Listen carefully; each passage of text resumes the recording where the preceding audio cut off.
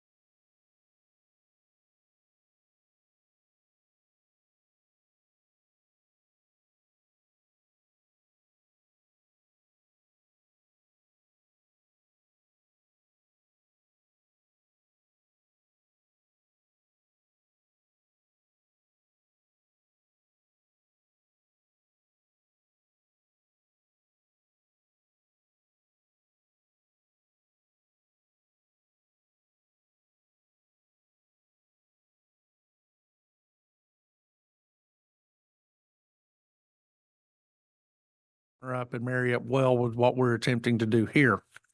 And of course, I want to thank the entire Georgia Senate for realizing the importance of this study committee and voting to allow this study committee to happen. That means a lot, and I greatly appreciate it. And we've been joined by another good friend and colleague in Senator Jackson. What mic number is that, ma'am? 2. So we'll give her an opportunity to introduce herself and to tell you what district she represents. Senator Jackson. Thank you, Chairman Robertson. I am State Senator Kim Jackson. I represent District 41, which is here in the heart of DeKalb County, or I guess we're not in DeKalb, but very close by. And really glad to be here. Really grateful that we're taking on this such an important issue as we think about how we care for those who live and work in our correctional facilities. Thank you, ma'am. All right. And with that said, I would have been remiss if I had not made the first group to come before this committee to be the Georgia Department of Corrections. And Commissioner Oliver is a good friend and has we have shared a lot of conversations about Department of Corrections, about public safety, and about our personal experiences within public safety, the good, the bad, and the ugly. And so I do appreciate your professionalism. I appreciate how responsive your team has been. I want to, I'd be remiss if I didn't remember to thank Will Spencer, my admin, for his hard work in putting this together, and the relationship that he's developed with your staff, and y'all been able to communicate back and forth. And thank you for that. And any study committee or subcommittee that I've chaired, it's a study committee. And so what we are here to do is to be educated. There's nobody sitting on this committee right here today, I would challenge, that is in a position to educate the men and women that go into the prisons each and every day and do the job and turn the key and who deal with what goes on there. Until we go down there and do the job, will we understand it completely?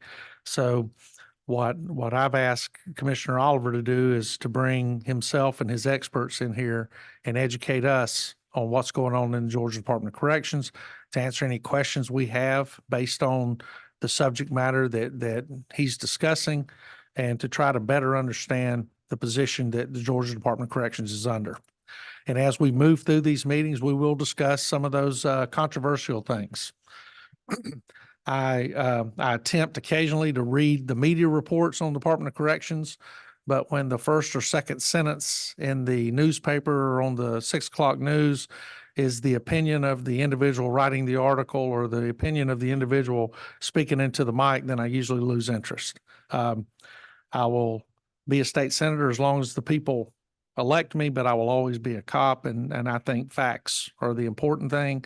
And we determine that by parking our opinions in the corner and going in there and asking the right questions. And I hope that's what we do throughout this process.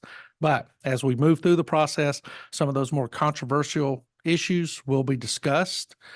We invite anybody as we move forward who may have been a former employee of the Georgia Department of Corrections, a former resident at any of our Department of Corrections facilities, and their family members or advocacy groups.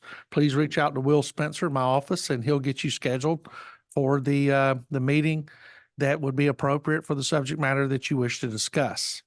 But today we're here to learn about the facilities that are currently under the supervision of Commissioner Oliver and his team, and try to understand exactly what we're dealing with when it comes to infrastructure funding and appropriations, and trying to maintain or build new facilities.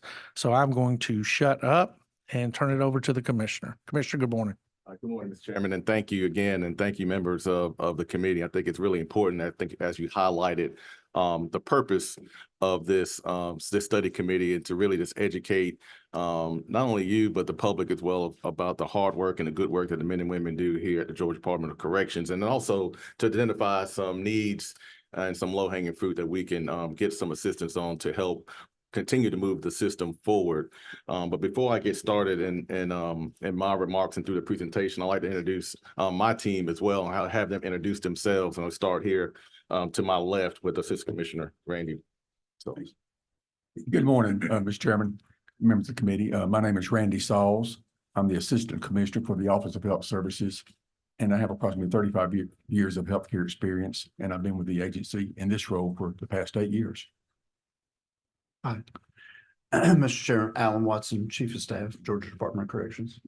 Ahmed Holt, Assistant Commissioner of Facilities. I've been with Corrections 25 years, and in this capacity, almost 4 years now. Did you have hair when you started? I did. Yeah. It was less great too. Good morning, Jay Sanders, Assistant Commissioner over Inmate Services. That's basically the programming that goes on in facilities. Been with the agency since '92. and like I said, they'll be here to help answer any question and probably chime in to kind of get an in-depth review of any of the areas that they oversee and they command. Well, I want to point out that the mics will be hot. So as you want someone to speak, please remember that. And the way this process works is you may be in the middle of a description or of a process, and any senator that turns their light on, we will stop you to give them the opportunity to ask the question they have, because it loses its flavor the deeper we go into it. And it's a question a lot of times that jumps into the senator's mind. So please be prepared if we interrupt occasionally. Absolutely. Okay, Commissioner, your ball. All right. First, we're going to start off with the mission statement of Georgia Department of Corrections is to protect Georgians by operating secure facilities and providing opportunities for offender rehabilitation. Also, our vision is achieving excellence through employee development, innovation, and collaboration. Our core values are integrity, accountability, and dedication. And my top 5 priorities as commissioner: recruitment and retention, operating safe, secure facilities, employee development and wellness, innovation, and ACA accreditation. Currently, speaking of ACA accreditation, we have 49 accredited facilities throughout the state, which is, of course, is independently audited and recognized for the standards that we have to meet on a sometimes annual and every 3 years. Come in and all of that. Commissioner, excuse me, are you aware of any state that runs a prison system that is not ACA accredited? I'm sure there are some states that aren't in the process, but they are, yes. What's the advantage of ACA accreditation? So the advantage of ACA accreditation, they're set of nationally recognized and internationally recognized standards. It's policies that we put in place, policies and procedures that we put in place that we have to follow based on nationally best practices. And so, we have independent auditors that come in from all over the state. And not only do we have our own internal audits, but we have auditors that come in and they audit us on that process and making sure that we're following all of our policies and procedures based off of those standards. So it's another type of association, just like those that accredit police departments and fire departments, where on a national level. And what is the expense of ACA accreditation for the Georgia Department of Corrections? I can get you that total, but I can tell you this, that on the back end, it also saves on some other liability issues if you don't have those good sound policies and best practices in place. And subject matter experts are the ones that develop the model policies for ACA. Yes. These are individuals that understand corrections, have been involved in corrections and things of that nature. Yes, sir. Thank you. What might? Can you tell me the number of facilities that we have? Because you said that we have 49 that are ACA accredited, which makes me believe there's some that are not. Yes. So how many total facilities do we have? So we have about 85 facilities you want to count, you want to throw in there, like your probation detention centers, your ITFs, and all those facilities. But we have 35 state prisons, including when McCray comes online. So are all of the 35 ACA accredited? Not all 35. I can get you the list of all the facilities. We have several facilities that we are in the application process right now on becoming certified. Okay. And I know here through your presentation, part of it, you're going to try to talk about all the facilities and all of this. But to Senator Jackson's point, is there an effort, an ongoing effort to get the rest? Absolutely. How many were certified when you became commissioner? Or was this an ongoing process? It's been an ongoing process. Before It's that? an ongoing process. As you know, it's their first initial accreditation process. You have to meet the standards for 1 year, and then every 3 years after that, you get reaccredited, kind of like state certification for GACP and CALIA for international. Very good. Thank you. Go ahead, Commissioner. All right, then we're going to get into the agency overview and talking about the population and getting right into the facilities as we move on into that. As you can see, the month ending in August 2024, our population was sitting right around 49,911 total inmates. And you can look down below that, the last fiscal years in June, we were at 46,607. June of 2023 at 47,962. That population continues to increase as we pull out the COVID courts are starting to open back up. So we're almost right at pre-pandemic levels when it comes to our offender population inside of our facilities that we oversee. Inmate population, you can see it's broken down by facility type. Of state prisons, about 35,000. Transitional centers, 2,700. County institutions, 45, 29. Private prisons, 7,584, and that gets you to that total of 49,911. And then you can see, and we'll go through each prison, but you can see the physical utilization rate where we're sitting at in state prisons at 93%, transitional centers at 97.8, county institutions at 99.4, and private prisons at 92.6 to kind of give you the overall utilization rate of 94. Thank you, Commissioner. Give me 1 second. Chairman Albers. Commissioner, thank you for the update. I want to remind everybody who's in the room today and those that might be listening online that you and your team have no control over the population that resides in your prison system. That's correct. We'll begin with that. And then I see your chart specifically on the violent population. I know Georgia led the nation in some of the criminal justice reforms that happened, began under the Governor Deal administration and continued under Governor Kemp. But when that happened, which was good with us trying to keep nonviolent offenders back in community being held accountable to their crimes, it did give you a significantly more violent population that you've had to manage in the past. Is that not true? That is true.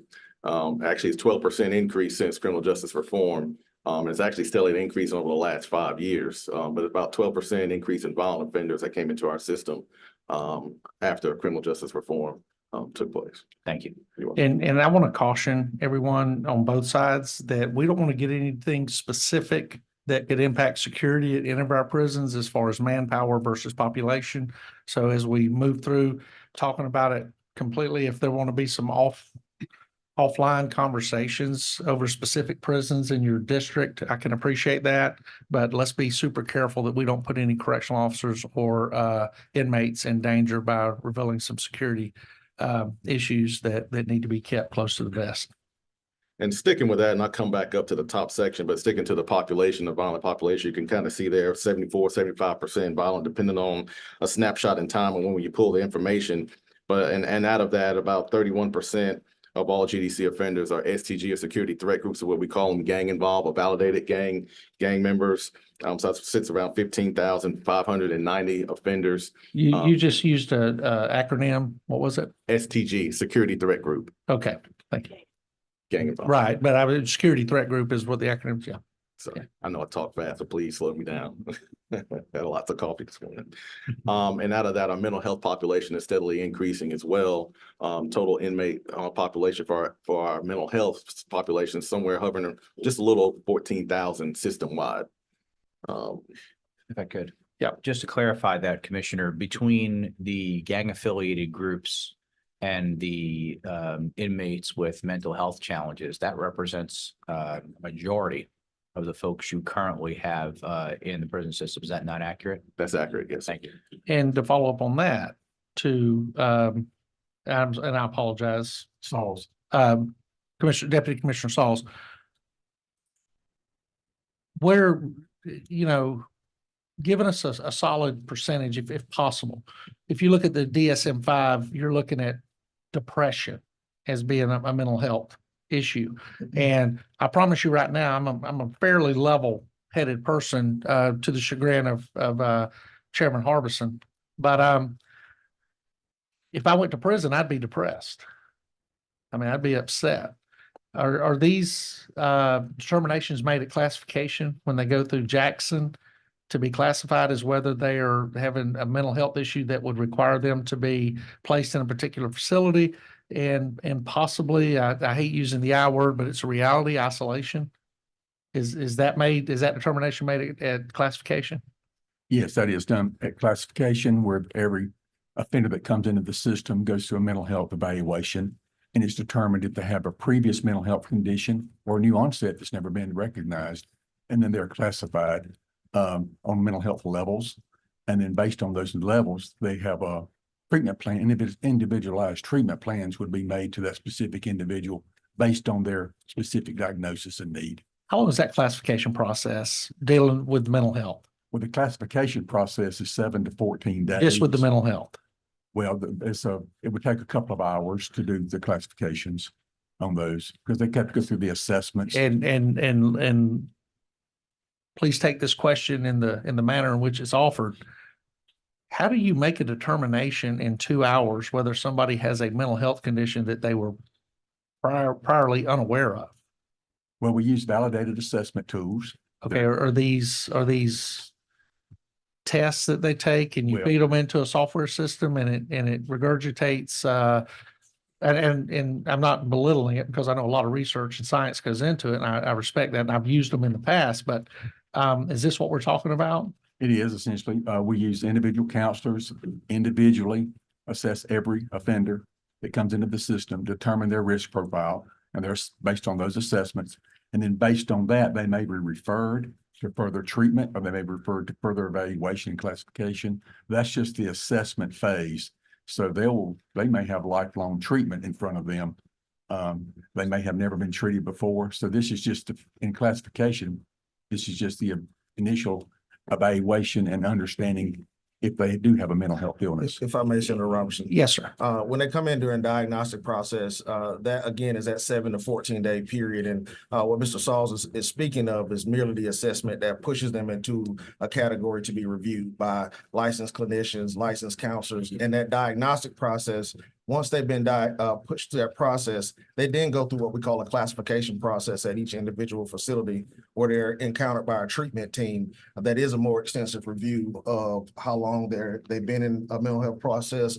And that goes on at every facility, either once a month or every 90 days related to that offender. Is there an occasion where an individual goes through the 2-hour process and is determined possibly of having a non-aware pre-existing mental health condition, then they get to one of the facilities and it's determined that it's not, that it was just a reaction to the process of leaving the county jail, going into state prison, they're scared, they're nervous, they're reacting to the circumstances? Correct. And it's also the reason for some of your leveling.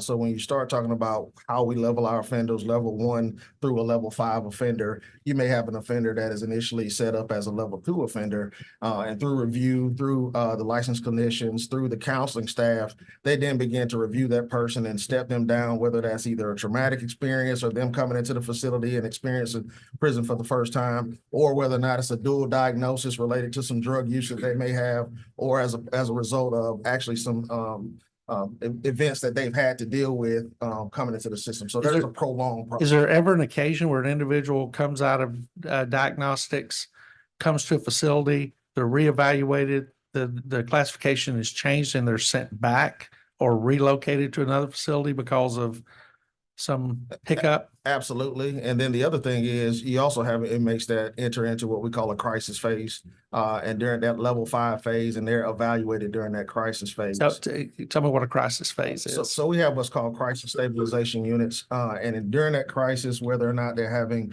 a situation where they have decompensated into a situation, again, whether that's dual diagnosis or a mental health emergency. Are we talking about anxiety and things of this nature? It could be Right. suicidal ideations.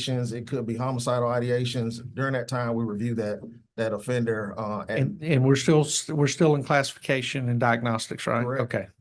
And during that phase, that scale can go up or down, but again, they're constantly reviewed during that process. And once every 30 days for those that are a higher level, and then 90 days for those that are in a lower level function. Thank you. Glad I got good supporting cast. Oh, you didn't know all that, Commissioner? No, some of it, not that much detail. And then we're gonna go into the admissions and releases. You can see on the FY 24, the releases that we released successfully back in the community is 13,188, and we took in 15,197 compared to the FY 23. And it's important to realize too, as we talking about start getting into programs, and since Commissioner Sanders will probably jump into and tell you, most of the offenders that we release back in the community, if some of them, if not most, if not all, come out with some type of skill set. We have over 45,000 career, technical, and higher education certificates that we give out each year. We have some offenders that come back in the community with upwards of $40,000 in their bank account. That we release back that they go home with based off of the work-based programs that we offer and provide to them. And so I'll get into some of those other numbers when it comes to those higher certificates in education later on. But that's a number that we're very proud of, because a lot of times we do provide that opportunity for them when they re-enter society. Not only that, we give out over 2,000 driver's license each year, scanning, make sure they have a birth certificate when they leave, and social security cards that they get scanned, over 3,000 that we gave out last year. So when they go back, they're well equipped to reenter society successfully. Yes, 7, right? 2. So based on the numbers that you just reported, I'm very interested in about making people sure that people have documentation when they leave prison. Because they cannot get jobs, they cannot. But the numbers you gave, we're releasing 13,000 people, but you're giving out 3,000 driver's license, not giving out, but providing documentation for 3,000. So that's 10,000 people that are leaving undocumented. Some of them already have the licensing before they release. So these are the individuals that come in, that maybe been with us for a long time. They don't have an ID when they came into us that we release back. Like say, for instance, if I come into the system and I have a valid driver's license, it's still gonna be valid when I leave, they'll still keep it. If that makes sense, or a valid ID. Sure. Okay. These are the individuals who don't have anything at all or it expires. And so what percentage would you say leave undocumented with no ID, no birth certificate, social security card? I can't get you the exact number, but I would say it's a very small percentage. We make sure that they leave with something. They have to have some kind of documentation. Is that part of the exit It process? is. It is. And Jay, if you wanna, Yes, and we tried to, about 20 or 25% of our population, if I remember correctly, was born outside of Georgia. So that makes it hard to begin the processes, but we have begun discussions and are currently getting documentation to try to get birth certificates from surrounding states that touch us. And so that birth certificate starts at all as far as getting a driver's license or ID. Here in Georgia, we've got a great partnership with DDS where we share information. They vet it, say, all right, this person's eligible for a driver's license or an ID. And then we work through those processes to get those IDs issued, get them back in the hands of these individuals just prior to release so that they have them. And like I said, we can look and pull a number who, we try for them to leave with at least one piece of documentation that helps them with that birth certificate being the basis of all documentation, and social security card as well. our age of our offender population, you can see down there in the chart as well. Our average age of offenders 40 years old. This, as we talked about on intake, we talked about the mental health, but a lot of them come in with a lot of undiagnosed medical conditions as well. Just to kind of give you a snapshot of that, we run about 70 medical appointments per day on average per facility. That's not including, that's your sick calls and your inside the prison, inside the wire care. That's excluding anything that you go for outside medical appointments, just to like your normal providers that you and I probably go to now. And we also run So to be clear, were these 70s, are these 70s outside? inside Okay, so 70 inside per day. average per day. And this is not including traditional sick call and other stuff. It's not including traditional outside medical appointments for if you have to go out for any type of outpatient surgeries and stuff like that that we can't do inside the wire. And then on average, we prescribe or administer over 100,000 prescriptions per month to the offender population. And so it kind of speaks to the point of our aging population and what we're dealing with. Our average sentence. On your prescriptions, do the inmates carry their own prescription, or is this where they go to a window, hold their hand out, or CO takes it to them, or? Some do, some don't, but the majority through pill call, but we do have some offenders who Blister non-narcotic. packs. Blister packs, absolutely. So you have those and Randy jumped It's in. a blister pack. It's a card with different blisters on it with pills, Depending on what it is. dosages, yeah. So those offenders that are on chronic medications that can be taken and put in a blister pack are allowed to have those and it's taken back to their dorm room for them to use. But you also have offenders that have to come up and receive certain medications, and that's done by nursing staff in our medical area daily. Is there a breakdown, and this is as we move through the course, this could be provided, as the percentages of the prescriptions given out are psychotropic, psychotropic medication, or do we do any opiates to a higher percentage inside of our prison system? If we can get those numbers as we move through the process, I appreciate it. Thank you. And then our sentence length moving down, before we get into this prisons, you see our average sentence length right there at the bottom is 32 years on average. And we're seeing the offenders coming in, I guess, staying with us a lot longer.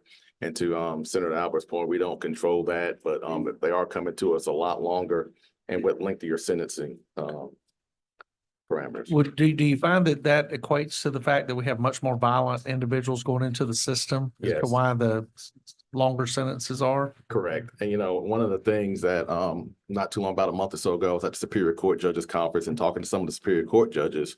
And they're trying to utilize as much diversionary programs as possible to keep individuals out of prisons and jails. But they said the population, the violence that they're seeing on the court, in the court system, the cases that come before them, they have no choice but to sentence them appropriately according to the crime. that they're These committing. aren't 32 years for burglaries. No, sir. Right. No, sir. And that speaks to the violent population, that 74-75% violent population that we're seeing inside of our prisons. And that number is continually just steadily rise up. All right, getting into facilities, we're going to start with our close security prisons, and there's a map right there, but I'll just let you guys take a look at it, but you have it in your packet as well. We have 7 close security prisons statewide. Offenders are classified as close security, typically fall in one or more categories, either escape risk, assaultive history, deemed dangerous, or may have detainers for other serious crimes. Offenders with close security classification may never leave the prison on a work detail, may require constant supervision by a correctional officer housed in prisons with high security levels. And you see Hancock State Prison, they're located in Sparta. The bed capacity there is 1,201. It was opened in 1991. Currently, we have 1,164 offenders at Hancock. And Hancock is one of our level 5, what we call close security, evidence-based prisons, where we have an evidence-based program in there. Hayes State Prison, a bed capacity of 1,101, opened up in 1991, currently have 1,091 offenders there. Macon State Prison, 1,759 bed capacity. It was opened in 1994.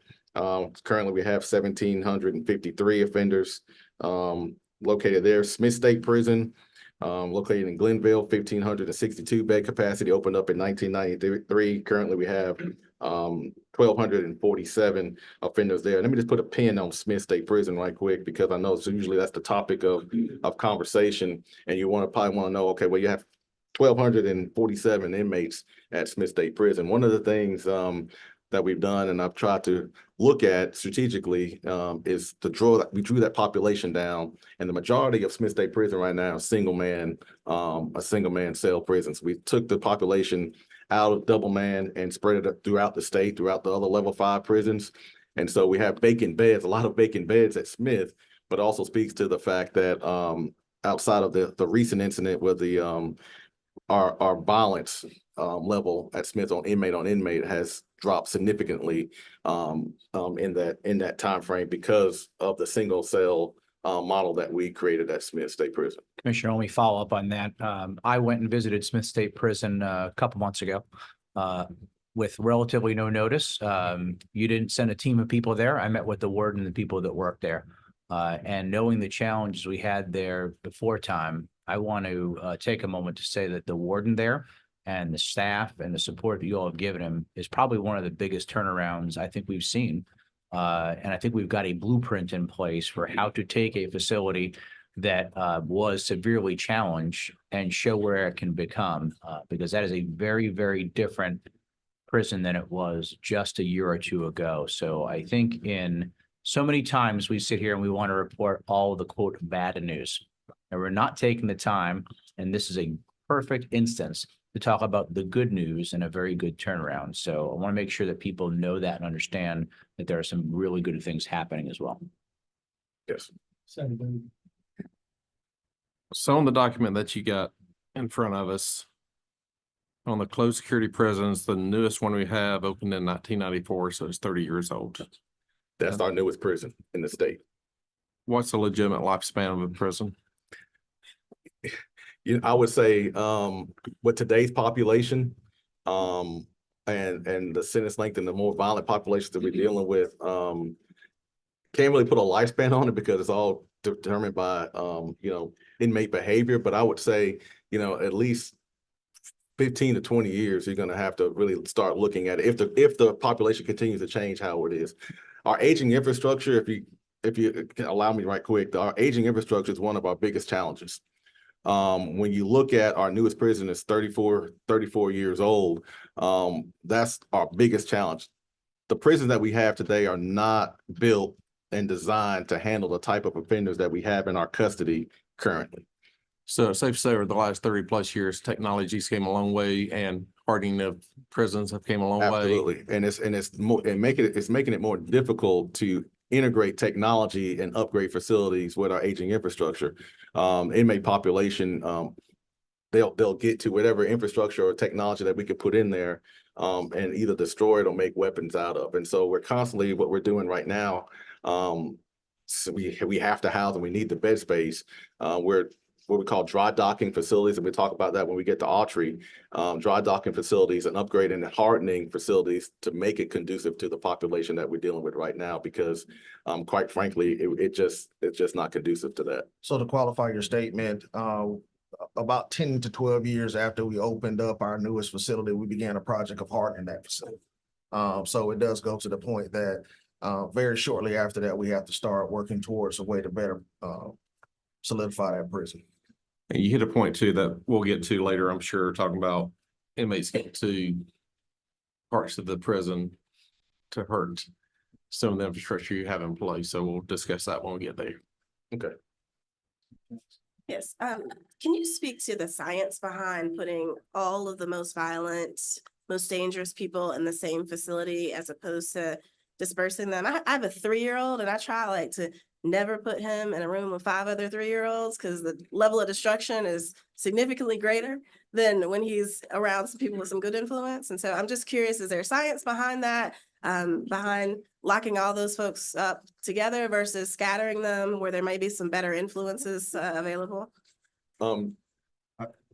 So it's a combination of things. So we first start talking about the age of the facility and how they're designed. So when you start looking at our older facilities, you have larger windows. You have windows the size of that window that are open glass windows with no security protections. Facilities, again, 30, 40 years ago didn't have the violent offenders that we have now. So you have stucco, you have regular glass facilities, you have 1-story roofs, you have ability to get outside the facilities. So in 90, when the population started to become more violent, the facilities start to become more hardened in order to prepare for what was coming our way.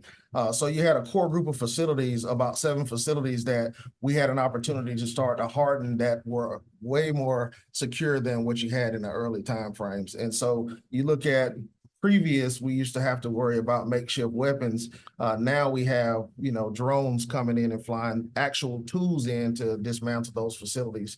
So then you start to work towards that. So when you also start looking at the caliber of access to care, you look at the hospitals that are near that area, you look at the staff that you can provide in that area, the mental health staff that you can provide, the staff that are prepared to deal with that type of offender, the training, how well the walls are poured in that facility. You're looking at what you can do to maintain that, what the security lock and control mechanisms look like before you do that. And some of our facilities are far too dated to do that. And we actually do spread that population out throughout the state. However, when we say close security prison, you have to look at the fact that have a percentage of about 90% of our close security offenders there. Well, in our medium security facilities, there are also a percentage of close security offenders there, depending on their behavior. Yeah. And then also to piggyback off that, and yeah, we have programs and stuff in place at those prisons so they're around positive influence people. But like you said, the majority of our system are violent offenders. So you may have what we deem violent offenders also based off of their what they're convicted of, but also their disciplinary history while they're with us. Because we have people who are convicted of murder inside of different facilities. That's not our close security prisons. It all depends on the influence and what they have. And so to your point, yes, and we also create that environment within the close security prisons where we have honor dorms and things of that nature, so they can work their way to that dorm or to that program within that close security setting. So they're around a lot more positive people within the close security prison. So they're not just at a close security prison. It's just all bad people there. They have disciplinary histories. and they're also violent, but they also have an opportunity to be in an honor dorm, work, do some things on the compound. It's not outside the wire. And so we provide those opportunities for them as well. And close security, I'm sorry. Majority Leader, you had a question? Yeah, Commissioner, thank you for being here. I was going to wait until later to ask this question, but I think it's sort of been brought up already by the other two senators in the room.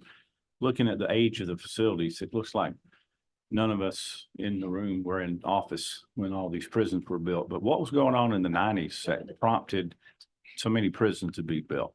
Was there legislatively there was something going on, or maybe, I'm sorry, Mr. Dean, you were here maybe, but can you shed some history on why the sudden burst of prison construction in the 90s, and we haven't needed to do so since? In 30 years, we haven't built more facilities. It was population increase, and I think earlier when you look at the and back in the 90s, and I was relatively young back then, but I think you had a tough on crime again solution where some of the low level offenders were being arrested. Maybe some of those drug crimes, a lot of drug crimes. We had a lot of that coming into our system, which with criminal justice reform kind of cut that off, and now we're dealing with more violence. So that's to your point.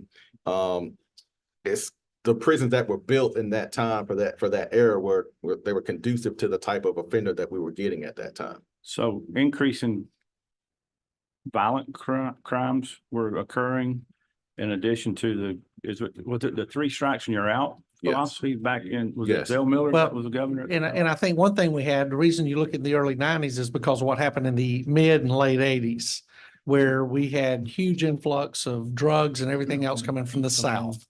We had gun crime off the record down there because these were the days where Miami and up to Jacksonville, you had bodies scattered because it was a very, very violent drug culture at that time.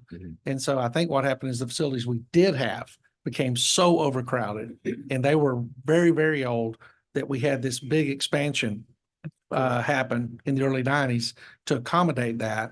And what we've seen is the pendulum swing, and the dean I know has a couple of large prisons in his district.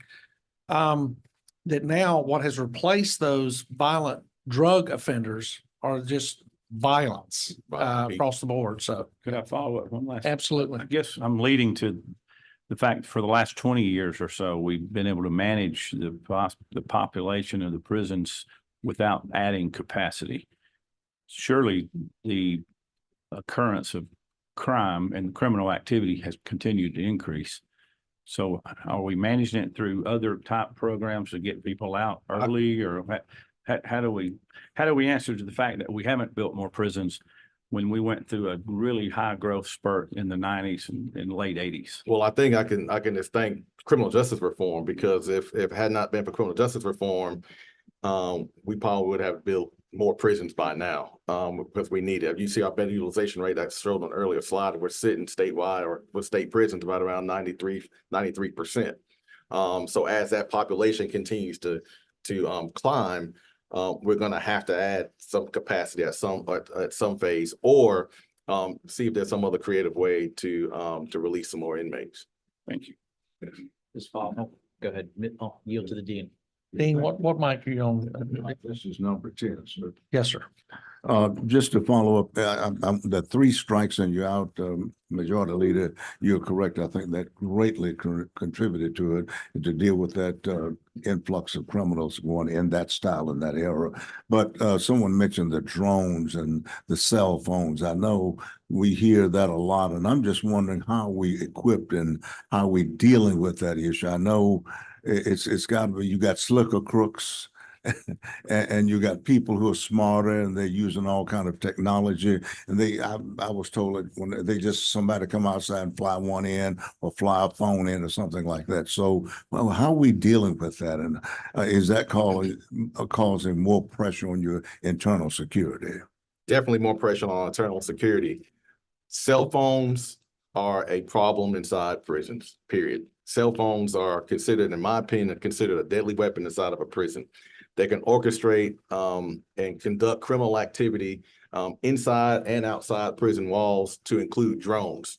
Drones are our next biggest challenge. You know, one of the things we talk as a team, you know, we can control and put processes in place for front gate, back gate, entry procedures, exit procedures, searching vehicles coming in and out, searching people coming in and out. It's hard to protect the sky when it's an open source of where you can just fly a drone in into the prison. We do have technology out there that can, our drone detection systems that we have at some of our prisons that we can detect the drone. You can create dead zones. So to that point, and like you say, there's some slick criminals out there. They've now began to bypass the no-fly zones. They're creating software to bypass the no-fly zones with these drones to where they can fly anywhere.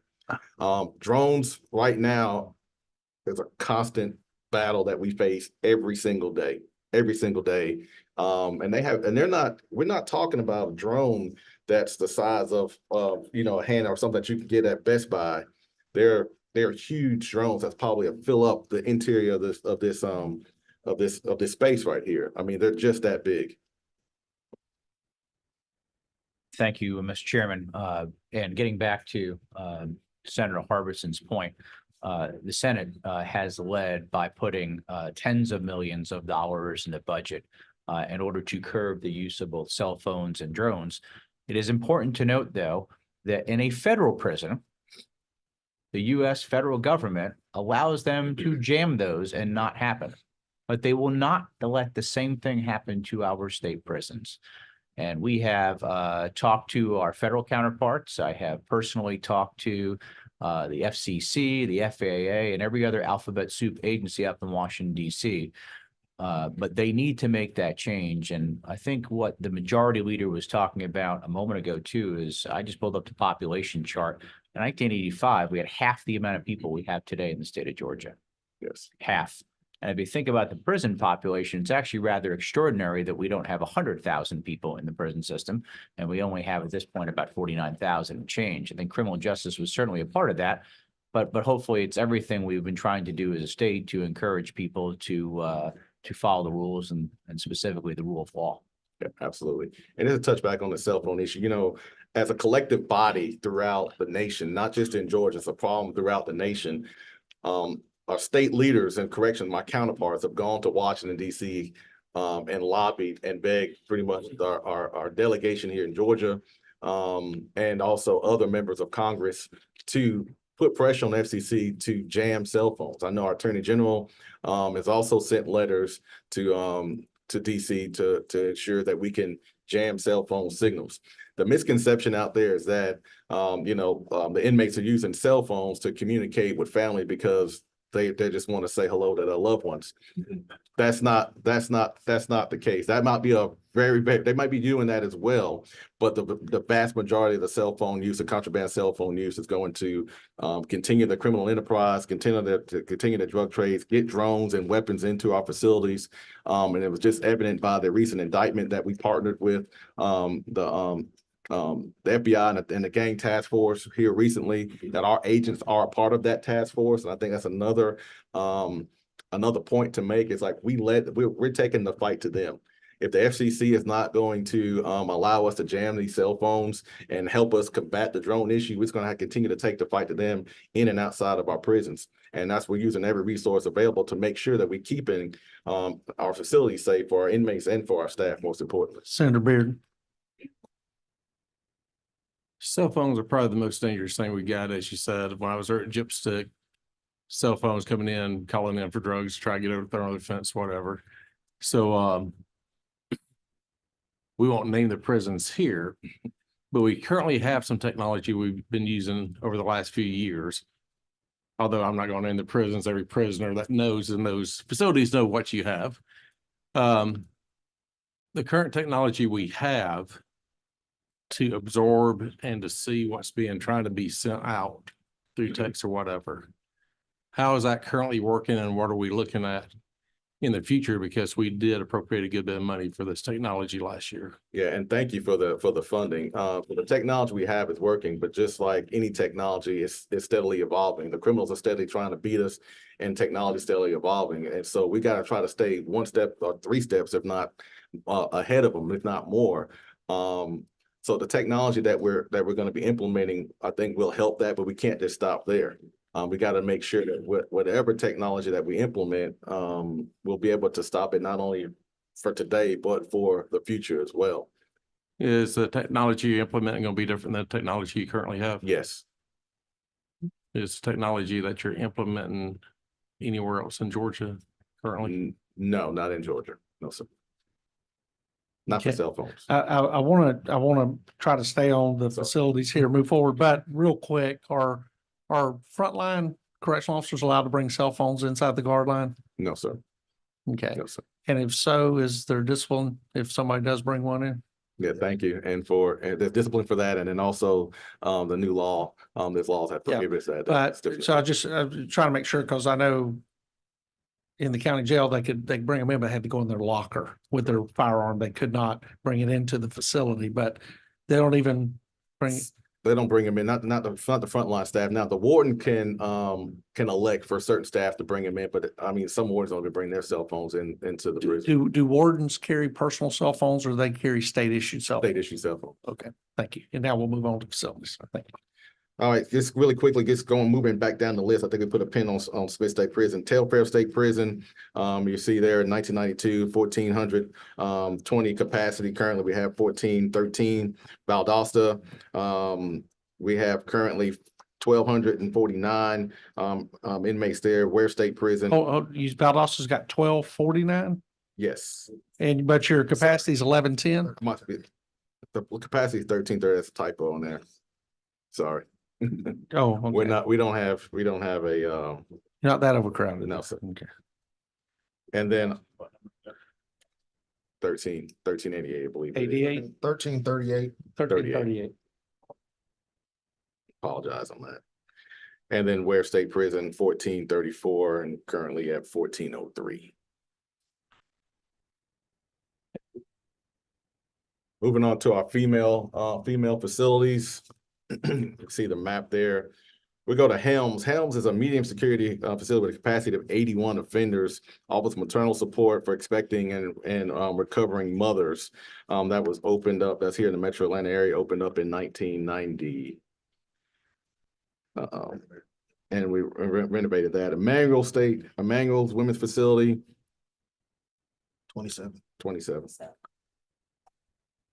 Emmanuel Women's Facility is in Swainsboro. Current capacity is 415, opened up in 1996. Medium security facility with population, what I just said, host facility of Emmanuel Probation Detention Center. It's our first female facility that teaches the Braille program, which began in July 1st, 2018. And currently at Emmanuel, we have 414 there. Lee Arundel. It's a female diagnostic facility. That's where all the females enter in and to do their diagnostics when they enter the state system. And of course, we talked about that process where they're evaluated for medical, mental, and receive academic testing to determine placement.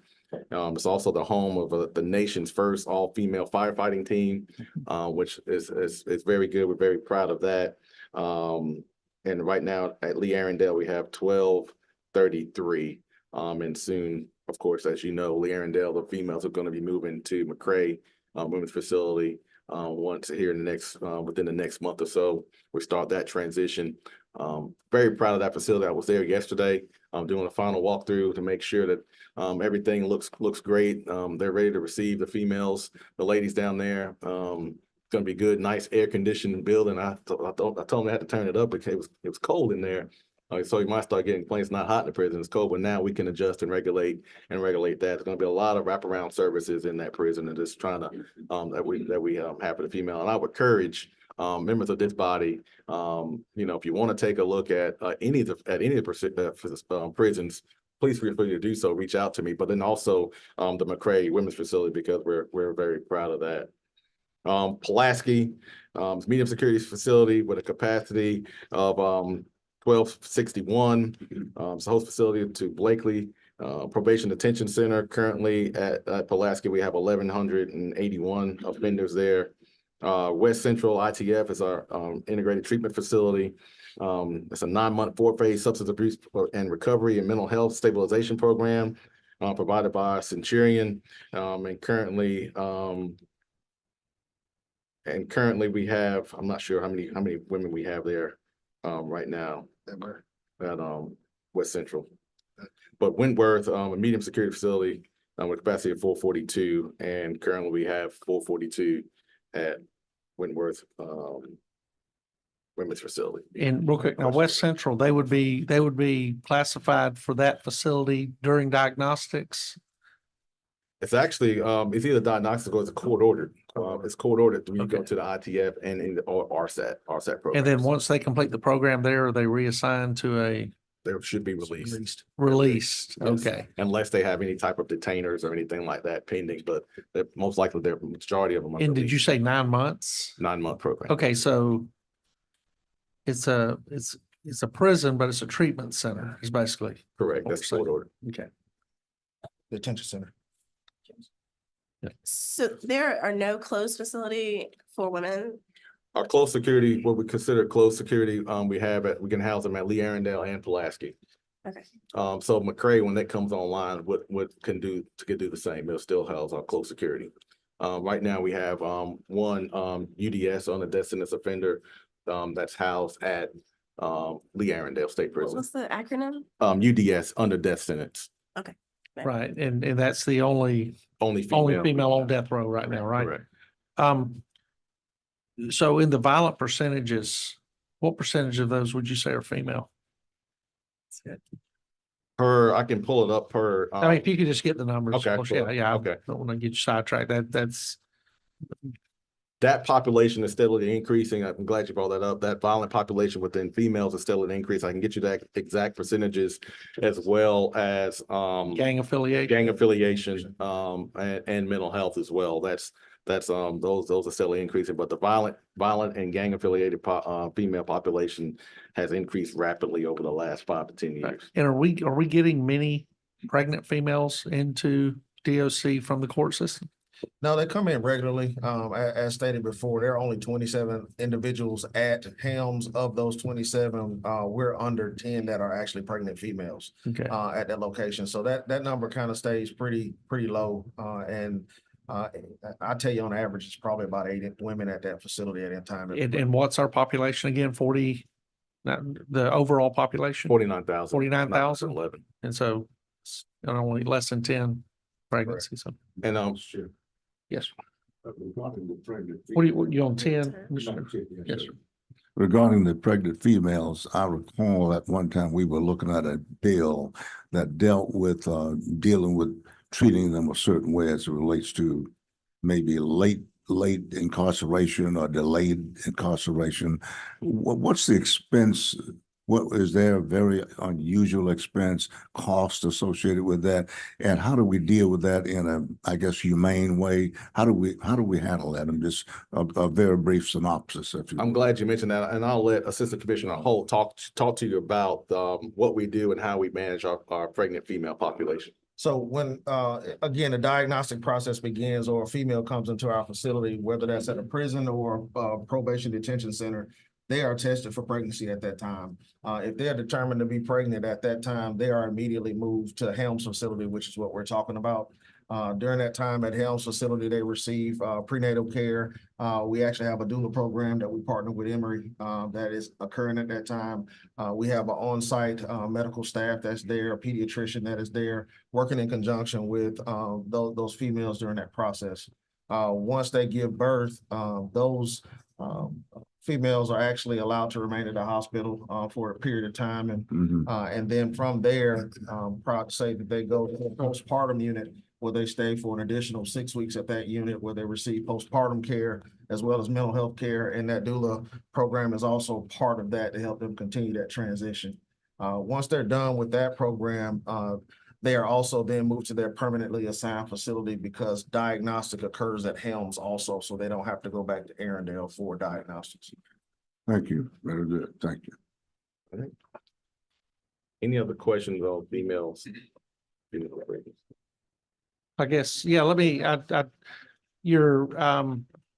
these female facilities, this may sound like a very sexist question, but it's out of ignorance, I promise. The staffing there, is the majority of the staffing female? Yes, the majority of staffing across the state is female. More, in all facilities? Yes, Okay. Okay, yes. that's an interesting, data point. Audit hire, is that the information I have? But I think it may have something to do with background checks. That's the word. That's it. You're on. So are you experiencing the same issues around hardening, the need to harden more quickly, the women's facilities? Because again, I know none of those are actual closed facility, so they're not hardened in the same way perhaps when they were imagined.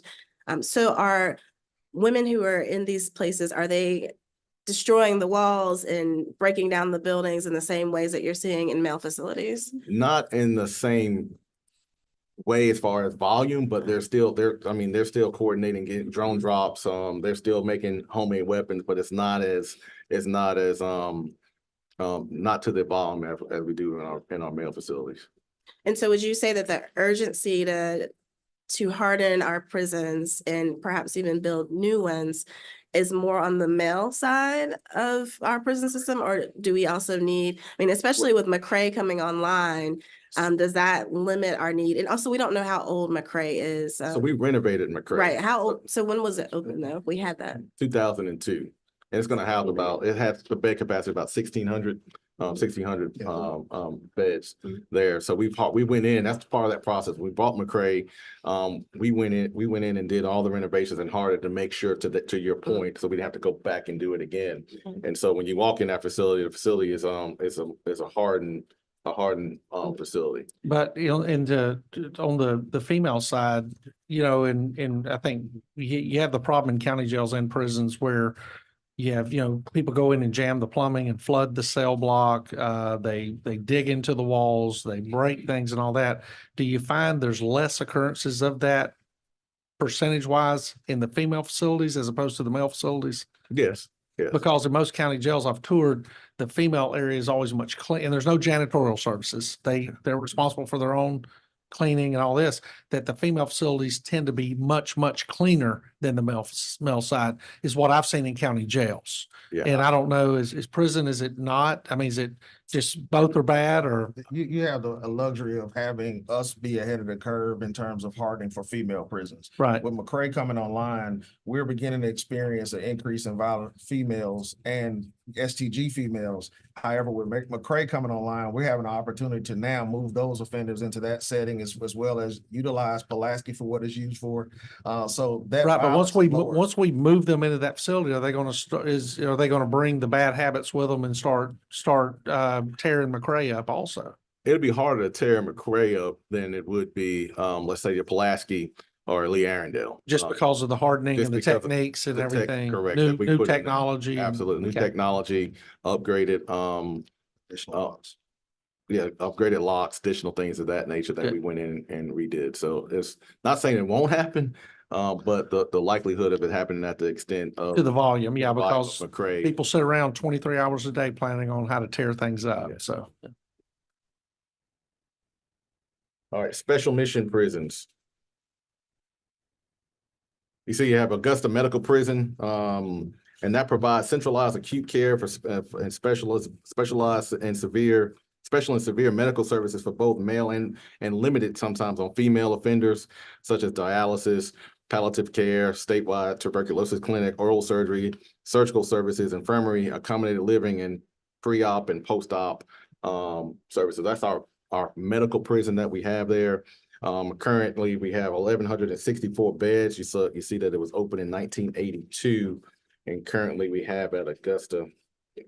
Commissioner, use this as an example. If somebody in any prison in Georgia needs oral surgery, are they transferred to Augusta and receive it there? Yes, either there or Augusta or Coastal. Okay, so how many of our prisons are hospitals and clinics?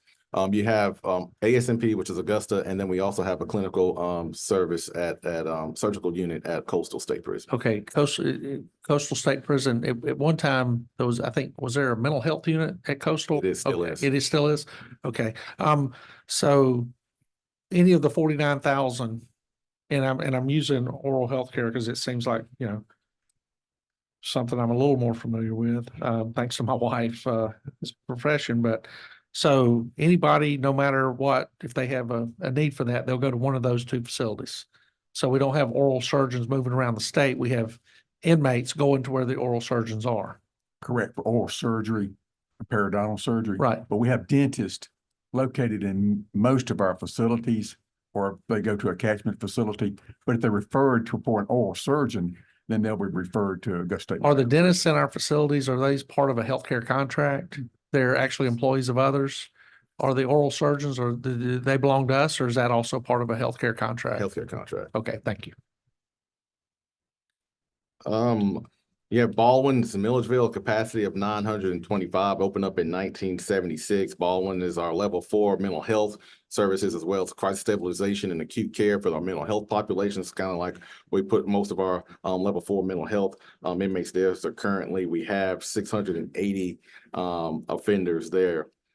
Burris Correctional is houses majority of our youthful offenders. So when the offenders leave DJJ and they have adult sentences, they come to us. We usually put them there at Burris and keep them there for a period of time.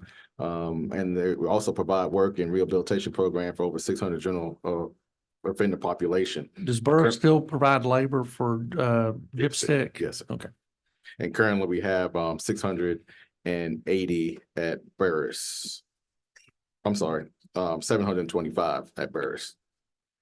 Coastal State Prison, again, to provide diagnostic intake for strategic intervention program, which consists of a boot camp intensive reentry program and residential substance abuse, or RSAT, there, in addition to the probation RSAT program at Coastal. As we mentioned before, it also has our mobile surgical unit there, so we're able to provide medical services at Coastal as well.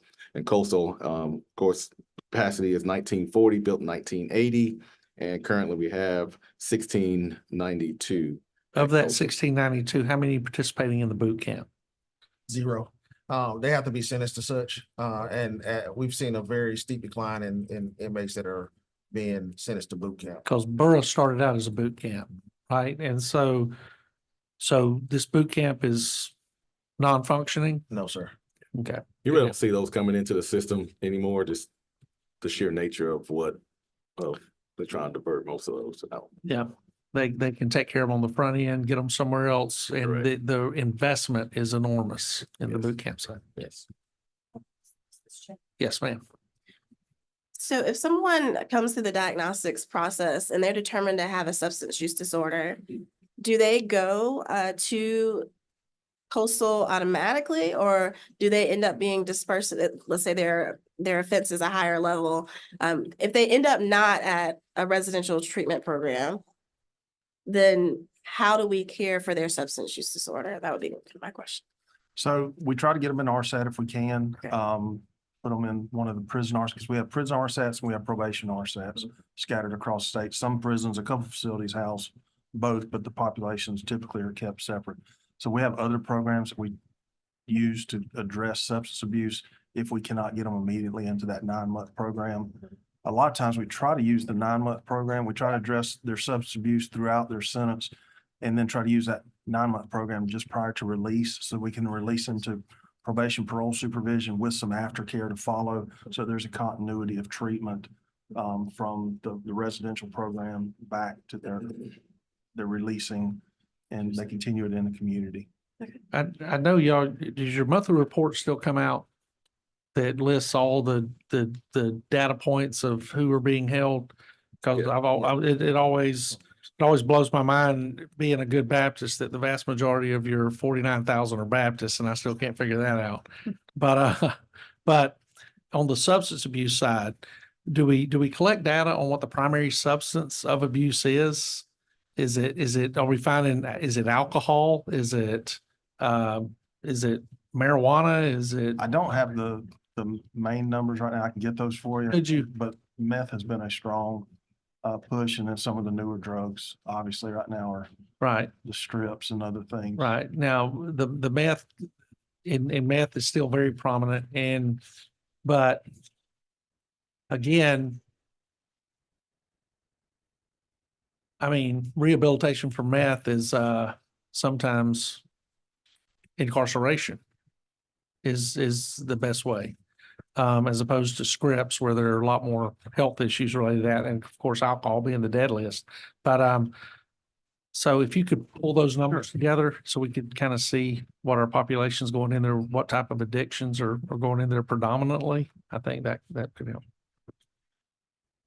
Thank you, Chairman. And following up on that, I know one of the challenges that you face is literally people are soaking letters, drying those, sending them in, and then they're smoking those, for lack of a better word, or ingesting them in one way, shape, or form. Are you leveraging different tools? I know it's a difficult thing to follow, but how are you all handling those situations currently?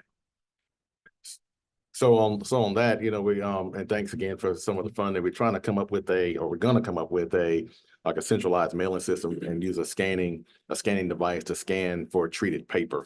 You know, obviously with mail coming in, it's hard to actually see if this paper is treated, but there's some technology out there now that we can actually scan packaging and packages and stacks of paper to see if it's treated or not.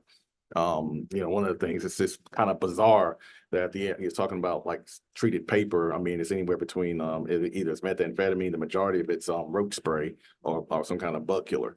That's what they're putting on the paper and actually smoking it. So Is that strips? strips, Yeah. yes. Yep. And one follow-up question, if I could, Mr. Yeah, Chairman. absolutely. Depending on the reporting agency, upwards of 90% of every violent crime in Georgia and across the nation is from a criminal street gang. Yes. And knowing the population you mentioned earlier, are you seeing a similar percentage of violence based on those who are affiliated with a criminal street gang? Yeah, absolutely. When you look at our violence and when you think it's a correlation between gangs, contraband, cell phones. But And aren't the gangs marketing in contraband and cell correct, phones? correct. So So it's they all tie to get together. each other. Yes, sir. And to And those- Chairman Albert's point now, do you have these hybrid gangs that are coming together? Normally people that wouldn't associate with each other on the street, but they're creating their own gang inside the prison? Yes, for the majority, it's just kind of like on the outside now, the gangs are kind of working together to furtherance of what it is. You have certain gangs that maybe to control the contraband, certain gangs control cell phones, certain gangs control the money. And so they kind of work together in that effort to kind of get it into the prison and also distribute it. You carry on. GDCP or Georgia Diagnostic Classification Prisons, an all male offender prison process through that's where our intake and our diagnostic process goes, and also house our male death row inmates. It's located at Jackson, of course. Capacity is 2708, built in 1968. Now, and to that point, Jackson, I've been through Jackson many times, through the front door, and back door a few times. That prison's in really good shape. For the age it is, and that is a testament to. I mean, yeah, for the age. I for the mean, age. it's almost as old as me, so it's in good shape though. You're in good shape too. Yeah, but so and that's because it has an entirely different mission, right? You don't have the inmates moving as much. It's a transient population, but the population that's there, it's a testament to our crew, to our staff that takes really good care of that prison. It has a lot of challenges now with the populations changing that's coming into it over the last 5 years. It's starting to show its age a little bit now. Just because of the amount of renovations that we have to do to kind of hold those offenders that are coming in there now. But it's a testament to the hard work of every warden that's been there, then also our maintenance team and our COs and staff. that work Because water, with it. electricity, those All antiquated of that systems stuff. there are still being taxed. Yeah, Yes. thank you. Infrastructure is an issue. And currently, I think we got 2174 at our diagnostic classification prison. Metro Reentry Facility, it provides a secure environment in collaboration with community stakeholders that will offer essential services to reentering citizens nearing release in the metropolitan Atlanta area. And that facility capacity is 355, opened up in 2017. Currently, we have 342 offenders there. And Oh, I'm sorry. Renovated. it's Yes. renovated. It's a renovated facility. And if those of you hadn't been to Metro, you know, I think it's amazing. It's an amazing program that we have there to help again, help those individuals return back into society successfully. So a lot of programming goes there. It's just an amazing facility and what we're doing with that population there. Phillips State Prison. It's going to be the next one. Phillips State Prison provides crisis stabilization and acute care for our mental health population. Again, that's our another high level of mental health population there, well supportive living unit. Currently, Phillips has 809 beds as a capacity, opened up in 1990. Currently, we have 782 offenders there. Our special management unit provides housing for our tier 3 or our high max, super max, what typically is referred to offenders of specialized mental health treatment and units, but also our most violent offenders are at the SMU. Most of those offenders that are violent there are usually already in prison for murder and also have killed or accused of killing several other inmates within the system.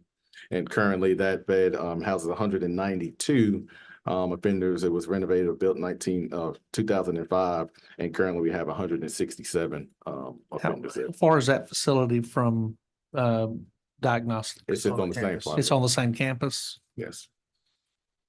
And then Walker State Prison, home to a faith and character-based prison. It has a capacity of 444, built in 1972. Currently, we have 420 offenders there.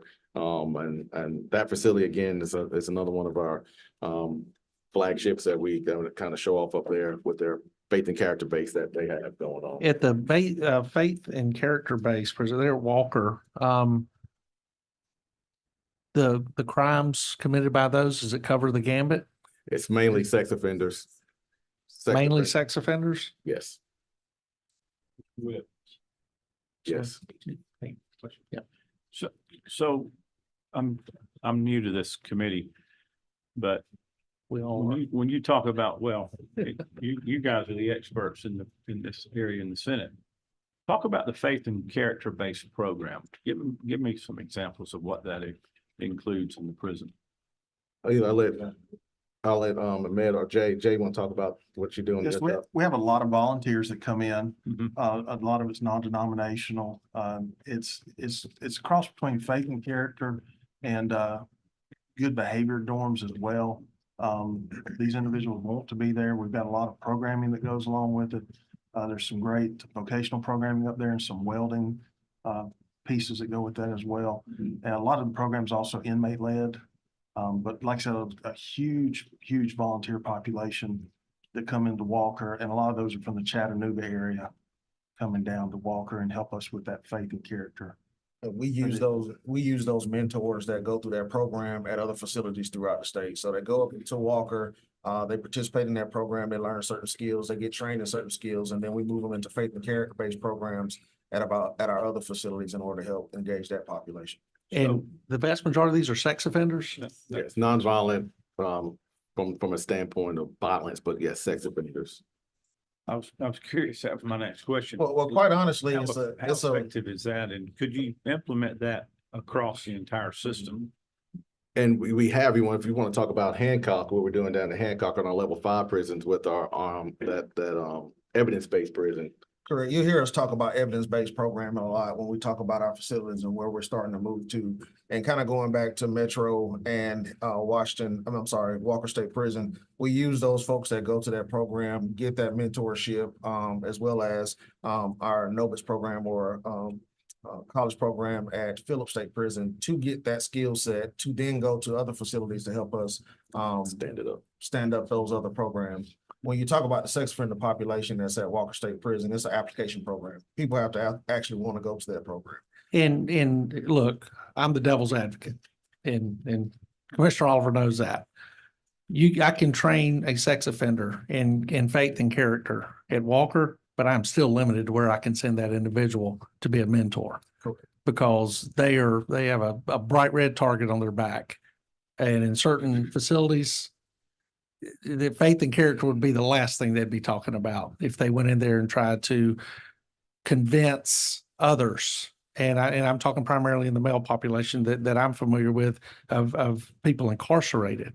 So to the majority leader's point, if we have a really good program that's working, then it seems like instead of having just to do it here, which this is incredible. Don't get me wrong. Amazingly, I have not read about this in the newspaper.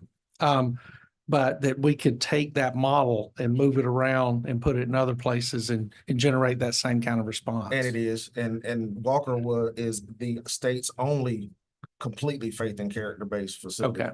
But as far as faith and character-based programming, it is also throughout the facility, the state in other capacities. What is our resource investment in Walker? How much do we allocate to manage that facility the way it is right now? If somebody could We can pull get to that, the- that'd be pull that- great. that- I'd that appreciate budget that. On that, but to that point too, like you said, like we go back to like our honor dorm. So of course we have that at Hancock. We have it going on at Smith State Prison now. And so we're standing up individual dorms within the prison to do exactly what we're doing at Walker. This Walker is the only prison itself that's faith and character based, if that makes sense. Do we have sex offenders at a lot of our prisons? I don't want to talk about Yes. which ones or any of Yes. that good Yeah. stuff, but, okay. Yeah, Okay. but like Assistant Yeah. Commissioner Holt said, it's just, it's a lot to Senator Jackson's point, but then also it's an application process to want to go up to Walker. Do you have many applications outside of that offense that want to go to Walker? Yes, and some are there as well. And the thing about it is the And program, Deputy Warden, what percentage of that would be, or Deputy Commissioner, what percentage of that would be? I had to get that to you. Yeah. But what I wanted to say is that the program is not a static program. They don't go to Walker and stay at Walker forever. No, I Yeah, understand. so it's constantly moving in that regard. So that number will fluctuate from time. Okay. Thank you. Yes, ma'am. Thank you, Mr. Chairman. One of the things I've noticed when you talk about kind of stand-up programs or things that you like to show off, I've been to Metro. Metro was really incredible. I've been to Walker as well. Walker is very white. It's very, very interesting. But what I noticed is a commonality. Burris is another thing that you kind of lift up as a place. They're smaller facilities. They have a smaller capacity. And so as we think about our future and what we do in terms of building new facilities, can you speak to what you see as advantages or disadvantages to having these smaller facilities? And am I making is that a correct correlation? Am I making a correct assumption that the smaller facilities do have these better, stronger programs? Yeah, I think, obviously the smaller the population, the smaller the facility, the more span of control that you have, the more programming you mentioned. But it's also the type of offender that are in those programs as well. They like Walker and Metro, like they've shown to us and to their counselors or whoever that they want to change, they want to be successful, they want to help themselves. These are the honor students. The honor students. And so regardless of where you put them, because you have that same type of segment of population inside other prisons that's working very well. So prime example of the new prison that we're building, we're going to be a mixture of that. So we're going to actually have that embedded in there. So yes, while there's some advantages to smaller prisons, there's also advantages of prisons a little bit larger than that. I would say I wouldn't go over the 1,000, 1,500 bed capacity on any prison moving forward, because studies have shown, and we have shown as well, the smaller the population, especially with single cells, the better we can manage and provide those opportunities for them. To Senator Jackson's point, when they go through diagnostics, what kind of weight do we put on color of skin? We don't. Weight, what kind of weight do we put on color of skin? So does somebody, They're not stratified based on their color. what are they however, classified on? Based on their risk need assessment. We use what's called an NGA assessment. Right? And that NGA assessment takes their criminogenic needs, their convictions, different things that are in place, their non-associations and things of that nature. What I will tell you is that we're looking at every metric to determine Right. what is the best housing assignment for an offender. So no, race is known, but it is not something that we use to place. It's not a factor. Correct. It's a factor in the fact that they are who they are. Oh, no, it's a factor. It's what I'm saying. It's not a factor in classification. Correct. It's not a factor at Walker either. But and as an example. My point, But it's self-selected. because that's an application It's process. an application process. Right. To include the application process at Metro Reentry as an example. Metro Reentry, we're returning people back to the community that they came from. And you do have at times a predominantly more African-American population there, but it also fluctuates, as I said, with Walker to having a more predominantly white Right. population at that time. I just wanted to be clear that when we go through this process, these are not to take away anybody's humanity at all. But these are widgets that we have to move around based on factors dealing, like you said, risk, addiction, gender, and other things that factor in to determine where these individuals are placed and treated and managed. Correct. Okay, thank you, Commissioner. All right. Next, we'll move on to our medium security prisons. Medium security prisons, security offenders are those who don't have significant adjustment problems and may work outside of the prison under constant supervision. They're our largest category of offenders in the prison system. Depending on the type of conviction of a medium security offender, may be eligible for the fire team that we spoke about earlier, special work details, and with local governments or the Georgia Correctional Industries. And then we can kind of. And look, I'm not gonna, you don't need to run through the Okay. list. Right.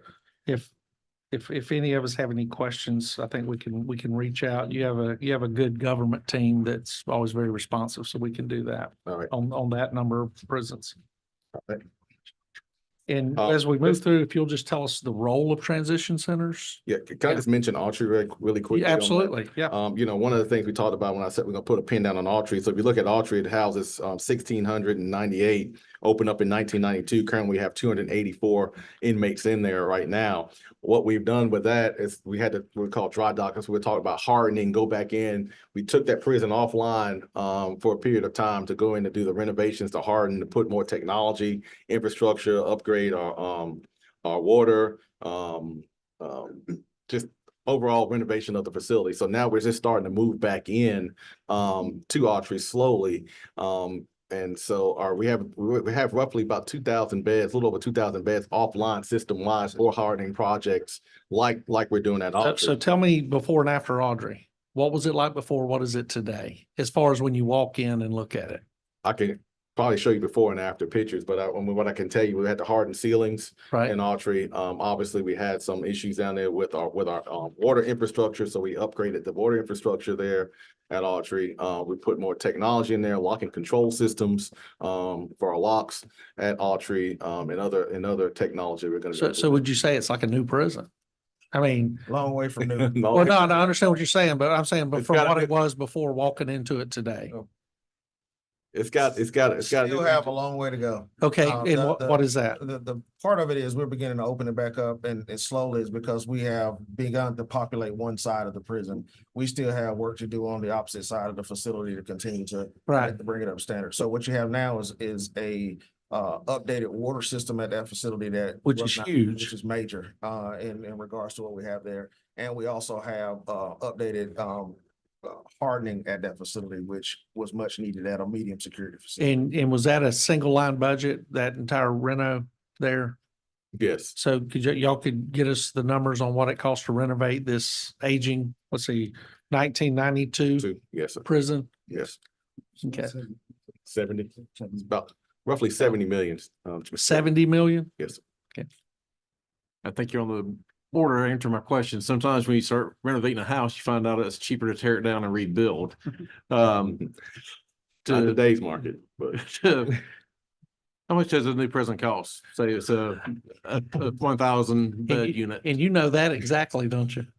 We do. Currently building one. I think we're allocated roughly about 842 million. But I can tell you this, to really build a prison, right, I think the price tag and looking not only in Georgia, but across the country, it's pushing over $1 billion, about 1.2 billion. And what was the budget? For 1,500. Now, let me just back up on that. Yeah. Because it also goes down on specific material and stuff that you use to build that. But when you're looking at single man cells, which was much needed in today's environment with the population that we're dealing with, precast walls, poured concrete walls, and make sure it's hardened, it can't get out. It's hard to get to the roof, hard to just make sure it's a hardened facility. And with the technology, that's not even including most of the technology you want to put in there, it's about 1.2 billion. And we're talking about building a prison with the same capacity as the prison in Pelham? Same bed capacity? As Washington, it's going to be about the same. So it's going to be about 1,800 beds capacity. We have some ability to single bunk some cells. We're not going to do that. So it's going to be a 1,500 bed facility. And so as we move into it, And that construction budget was, again, just for construction, was 700 million. But the 800, I think it was 842, 845 total budget. And how many beds are in the new prison we're building right now? Is it 800, 18. 1,800? 18. What, And it's gonna be 1,500 beds, with the capacity to double bunk some if we need that capacity, but moving in, it'll be 1,500. well, and Chairman Albers and I have had this conversation before. At what point do we learn the lesson of double bunking? That double bunking is a terrible idea. I think, in certain environments, but I think what you're Yeah, looking well, at. with all due respect, Commissioner, certain environments, Boy Scout camp, it's fine. Prison, look, you know, I love my wife to death. Today's our anniversary, actually, and I'm here. So, you know, I'm top of her list. But we don't always get along. We got a single cell. Yeah, exactly.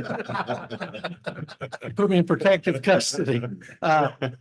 Exactly. But I just think at some point we really need to look deep into this from the mental health care side and other side is that, look, Senator Harbison and I have been friends for a long, long time, but if you put us in a cell together, at some point, his snoring's going to bother me. And I think that's where, that's the advantage we have moving forward with the new prison. It's gonna be single man cell. I think we've proven it. Everywhere we have single man, cells where we're gonna have one person in the dorm, we have less problems. When we got Smith State Prison, we dropped that population down to single man cells, you have less problems. You take, like our UDS offenders, you have less problems. You take our special management unit, we have less problems with inmates. When you look at our violence and most of our, homicides that we have, it's occurring in double man cells, and usually double man cells in our tier unit. And so single man, whenever you can single man a prison, and I've actually went down and actually spoke to some of the inmates down at Smith, when they feel a lot safer, because they're single man, they are able to get out of the environment. Say if something's going on in the dorm, they can go in their room, shut their door, and be by themselves until things calm down. Well, I just want to make sure that because you and I absolutely agree on the single man and on the impact it has in a large county jail, 100%. Yes. Had a major difference. But we have a lot of kumbaya groups and all this other stuff that when we start talking about the safety of single man cells, they nod their head and say, this is the best thing in the world. We love it. And then we start telling them in order to build these, we have to defund some of these feel good wraparound programs and redirect this state funding into our Department of Corrections so that we can build safe facilities for their neighbors, for their friends, for their family, for their loved ones while they're incarcerated there. So we just have to make sure because to me, I don't think that double bunking should ever be a part of our conversation from today forward with what we're dealing with in Georgia Department of Corrections and in prisons around the country. And so I really appreciate y'all looking at that. And some of our prisons, we're triple bunk. So Yeah, that's Chairman Well, Alex. yeah, and thank you, Chairman Robertson, for bringing that up. And we have had that discussion many times, and we have as well. And in the homework that many of us have been doing over the last year or two specifically, every single study and every bit of data that I have collected up to this point all said that's one of the single biggest things we can do is the single bunk our facilities. Is that not an accurate statement? very accurate statement. So single bunking, stopping communication, disseminating our criminal street gangs that are operating inside the walls, stop the drones from coming in. These are some of the big highlights that are causing consternation and angst to your team behind the wire today. Is that not accurate? 100%. Thank you. Commissioner. Moving on to transitional centers. Real briefly. Our transition and mission of that is to protect the public by providing community residential services to inmates before they're discharged on or parole from incarceration. Upon completion of the TC program, our hope is that each of the residents will choose to continue living a responsible lifestyle and be productive members of society. Just really quickly, I'll talk about just some of the bed capacities and some of the things that we have in our TCs, if you like, or just want me to just kind of. Yes, yeah. If anybody's got any questions, they can Okay. reach out on it. But All right. basically, it's what it says is it's a transitional center. It's Correct. kind of like an off ramp from prison back into society. Would It's that mean? pretty much an open, they can come and go. They go out in the community and they work inside the community oftentimes and then come back, whatever that shift is. So we support the community and the workforce through our transitional centers, especially during COVID. And some of our transitionals supported some of the work shortages that they had in some of the factories and plants, especially down in South Georgia and here in the metro Atlanta area. Now, they work with the Department of Labor and others while they're at the transition center, To find jobs. jobs placement. and, Yes, Yeah. and one of the things, if you may, Mr. Chairman, talking about those residents that are at the transitional center, oftentimes you hear in the media that, that they're, when they don't come back, they escape. And I think it's important for the community to know, like, when you hear that, that's the charge. And I don't know if you know guys with law enforcement, that's the charge we need to bring them back in. The majority of the time, they're out already in the community going to work. They just didn't return to the facility. So they didn't escape or break out of the transitional center, so to speak. And so typically, if you're ever familiar with like a missing person report, kind of use it almost like as a missing person, but we have to have an escape warrant on them to bring them back into custody because they're still in our care. We're just trying to make sure that they transition back into the society successfully. And part of that process too is to make sure that they get a fair shot.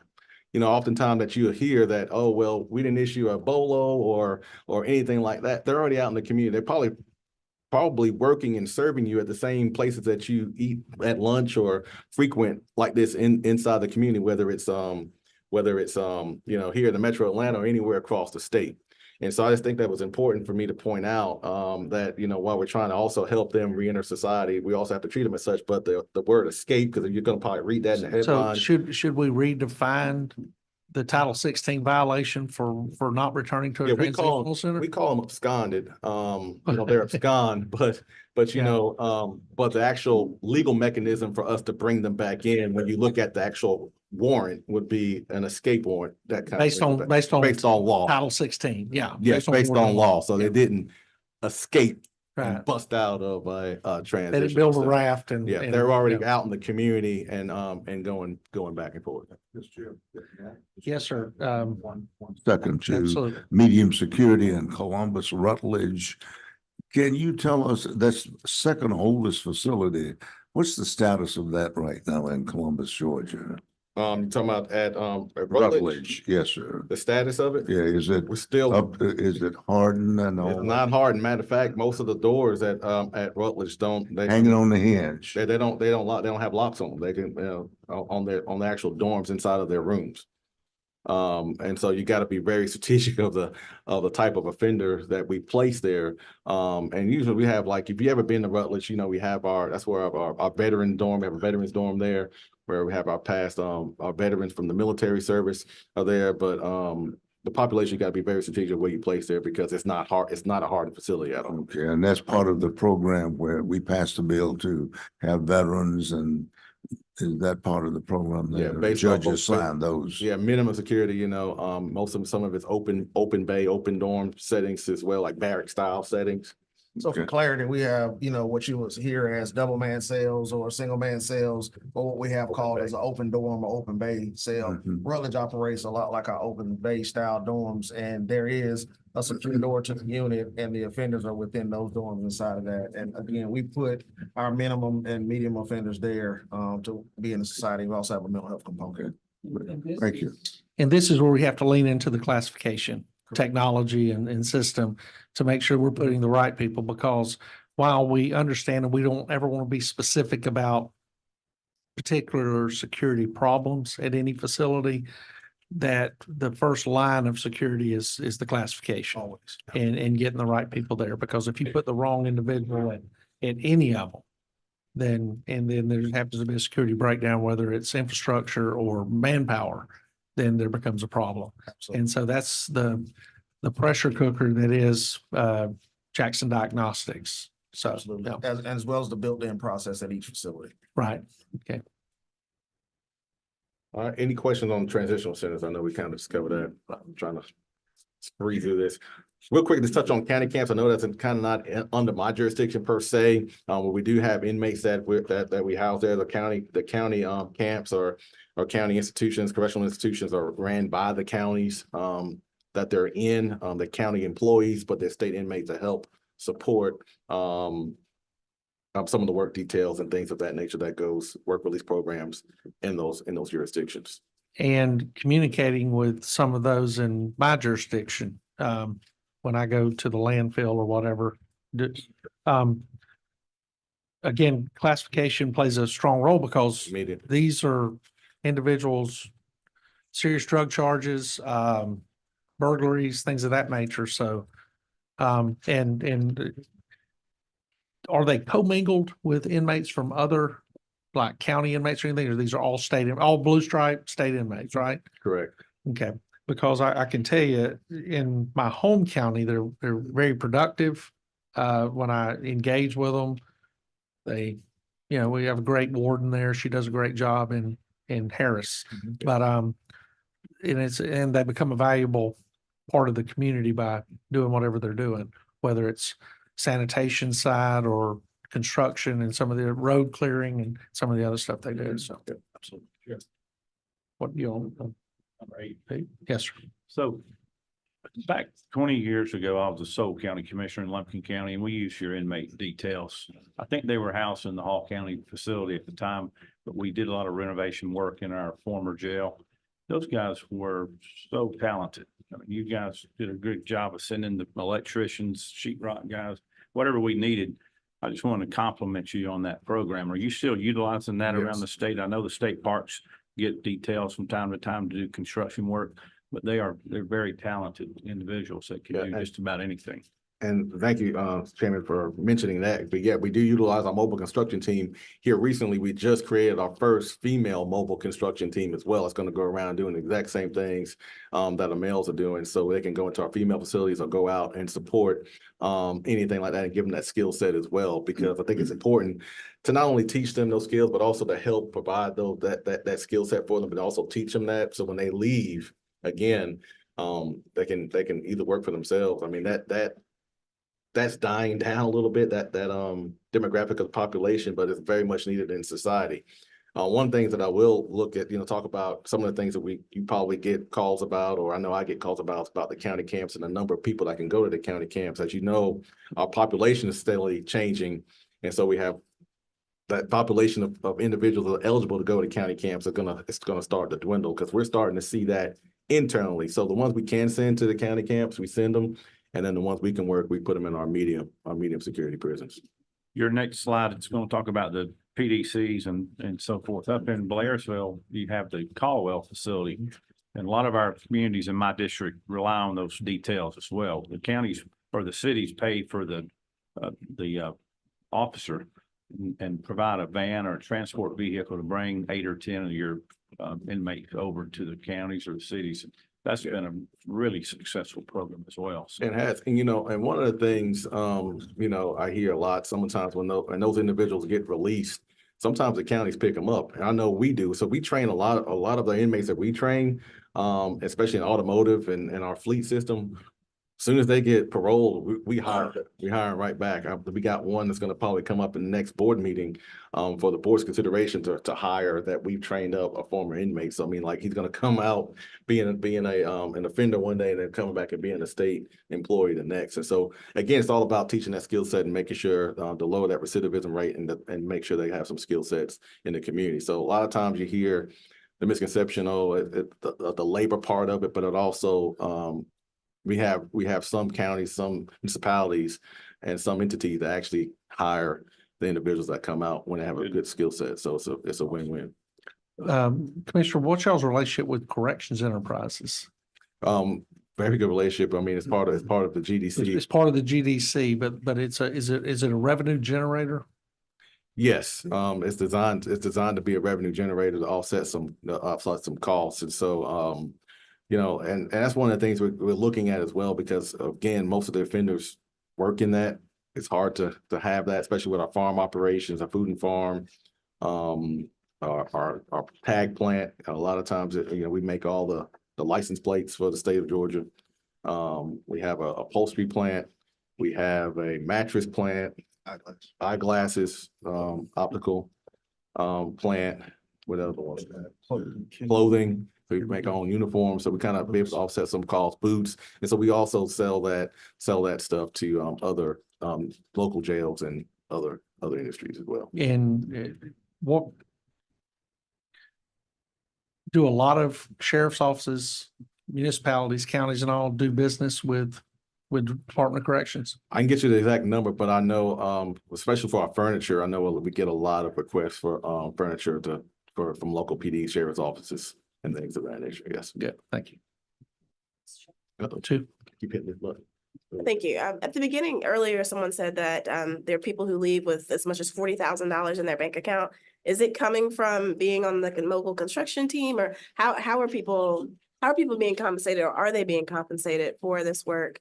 Transitional centers mainly, is how they're coming out with that. But then also we do have, some, PI programs, which means that, they're able to, like woodworking, they're able to make some money off that. We have a PI program, I think, we partner with the DOT, for the Peach Pass, program, where I think it's our female offenders, who actually get, compensated to, help manage that, the Peach Pass, violations. We do the same thing with our males, but that's a non-paid program. We're trying to get paid. So we trying to bridge those gaps and make sure they have those resources available. All right. And last but not least, I know they're in the back, they're ready to come up, private prisons. We do partner with them. We have 4 throughout the states, partner with 2 companies, Geo and Core Civic, to talk about the private prisons. And you can kind of see that I'm not going to go into presentation because I know they're here and may want to present, but we're very thankful for their partnership as well, to help alleviate some of that capacity that we have. So we're very good partners with both Geo and Core Civic. And type of offender we send them are not as violent and not as sick, but they take good care of our state. Is that all done through an MOU Yes, contract, yes. contract? So y'all put out a request for proposal RFP and different companies bid. Who owns the 4 prisons? So Geo has Riverbend and Baldwin. They own the asset and the Yes. real estate? Yes, and then Core Civic has the rest, Okay. Jenkins Wheeler. Coffee. All right. Hey, yeah, on private prisons, we've got them here to come up. Yes. Absolutely. I don't want to put you on the spot, but why should we not privatize more prisons in the country? Not just Georgia, but around the country. What are the pros and cons to that? I think, when you look at it from an optic standpoint, just a matter of public opinion, this is just my Tyrone Oliver's opinion, not the commissioner.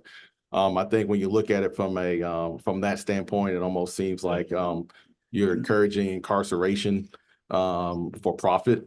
But there's some advantages as well where, to maybe offset some cost savings to the state as far as infrastructure needs. But I think the biggest thing, that I hear, is just the incarceration for profit. So you're the commissioner, so you're ultimately in charge of every detainee in the system. To include the private systems, do they report to you directly? The private systems, where's their chain? We have a contract monitor that monitors the contract to ensure that they're adhering to our policies and our procedures and make sure that they're trained to our standard as well. But they're managed their day-to-day. They get their paycheck from either Core Civic or the Geo Group. And but we do have a contract monitor to ensure that they're adhering to our policy procedures. We're in constant communication with them every day. So it's not like they're just, out there and we're not in communication with them. We have a very, very good working relationship with both companies that are here in Georgia. They're part of our Wardens Association. Our regional directors are constantly interacting.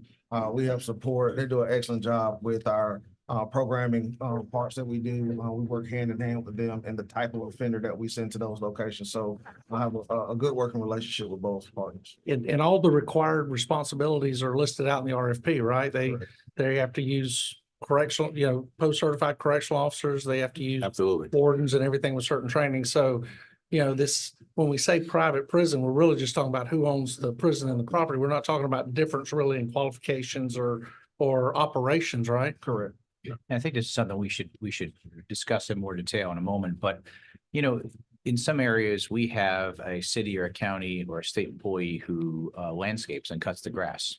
In other areas, we outsource that function to other hardworking, tax-paying Georgians, right? Whether they happen to work directly for the state or work for someone else, should not matter, right? We should embrace any and all solutions that make things best.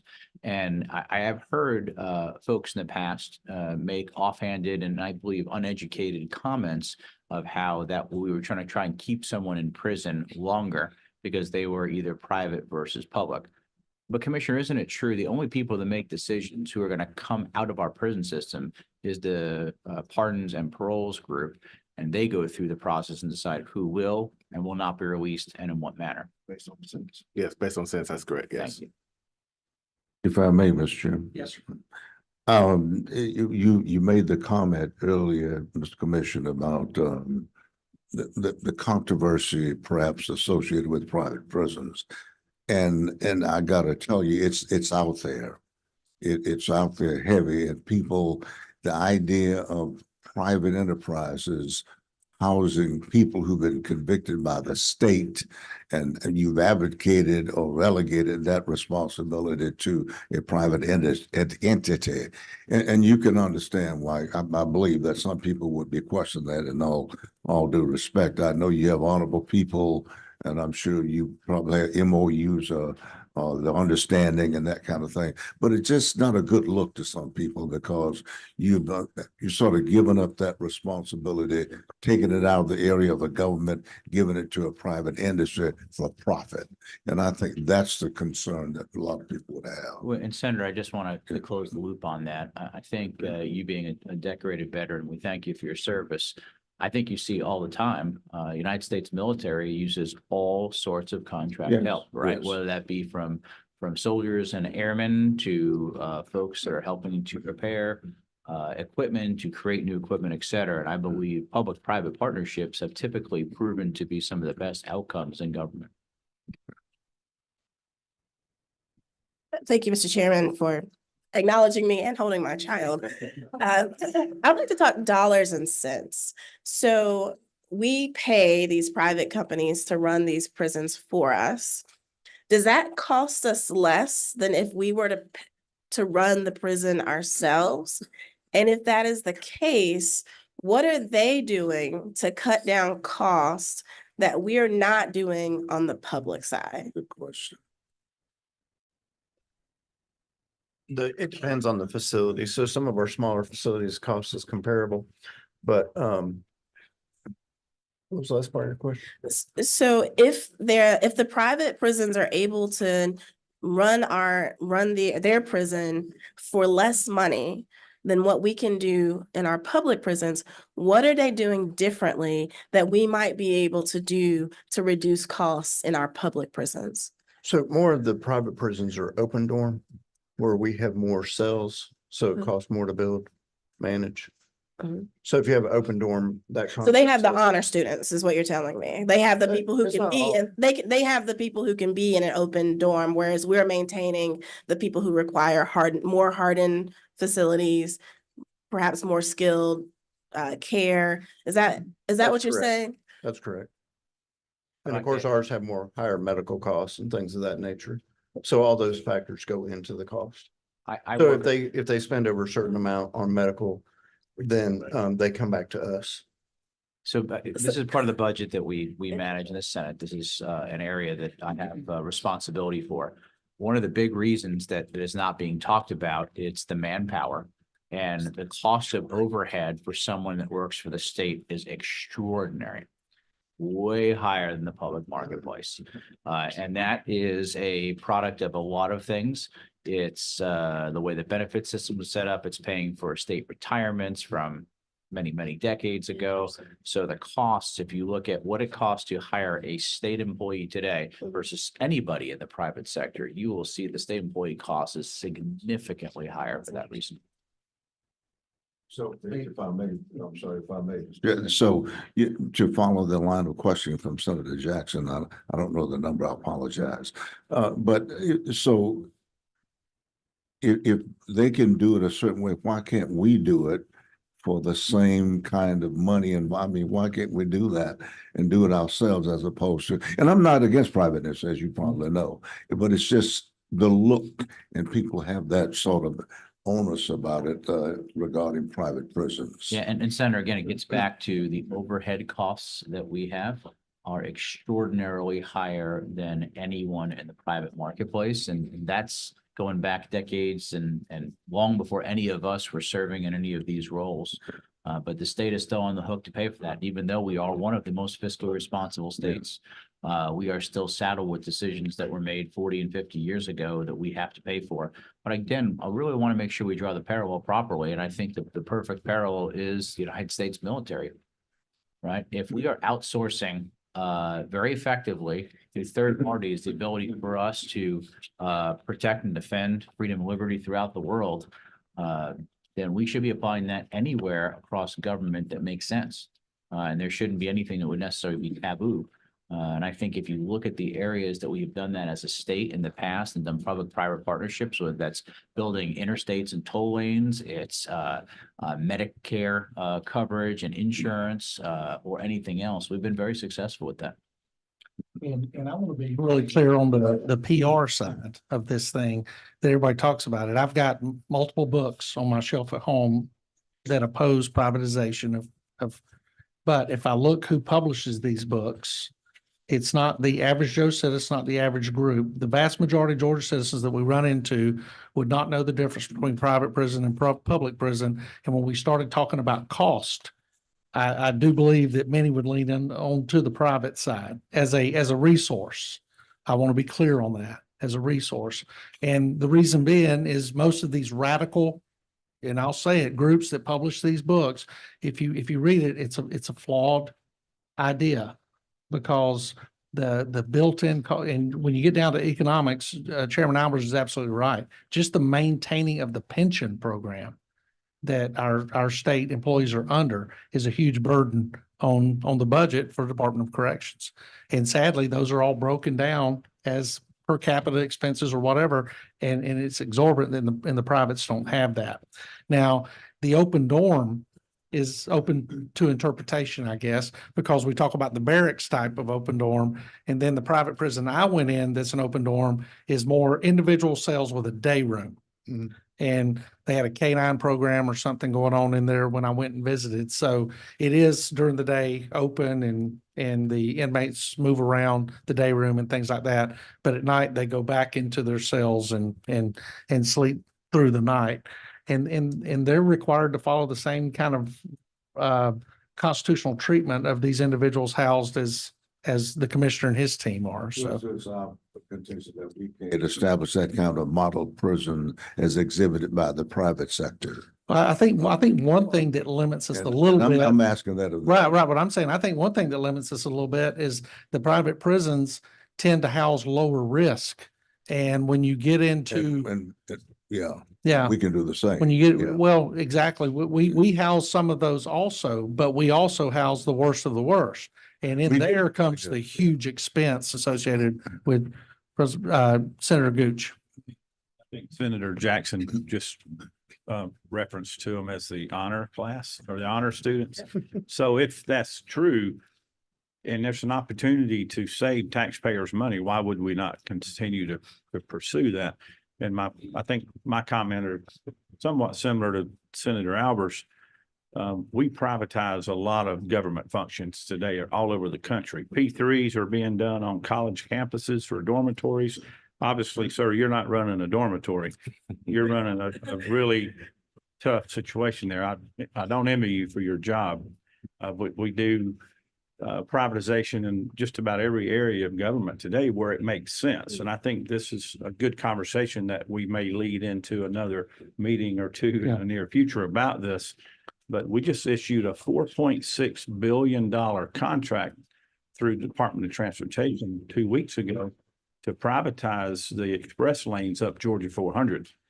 The cost to the taxpayer out of the state budget will be $0. That money will be front-ended by the private companies, and over a period of 50 years, they will recoup their investment and they'll maintain the roads, they'll manage the whole process.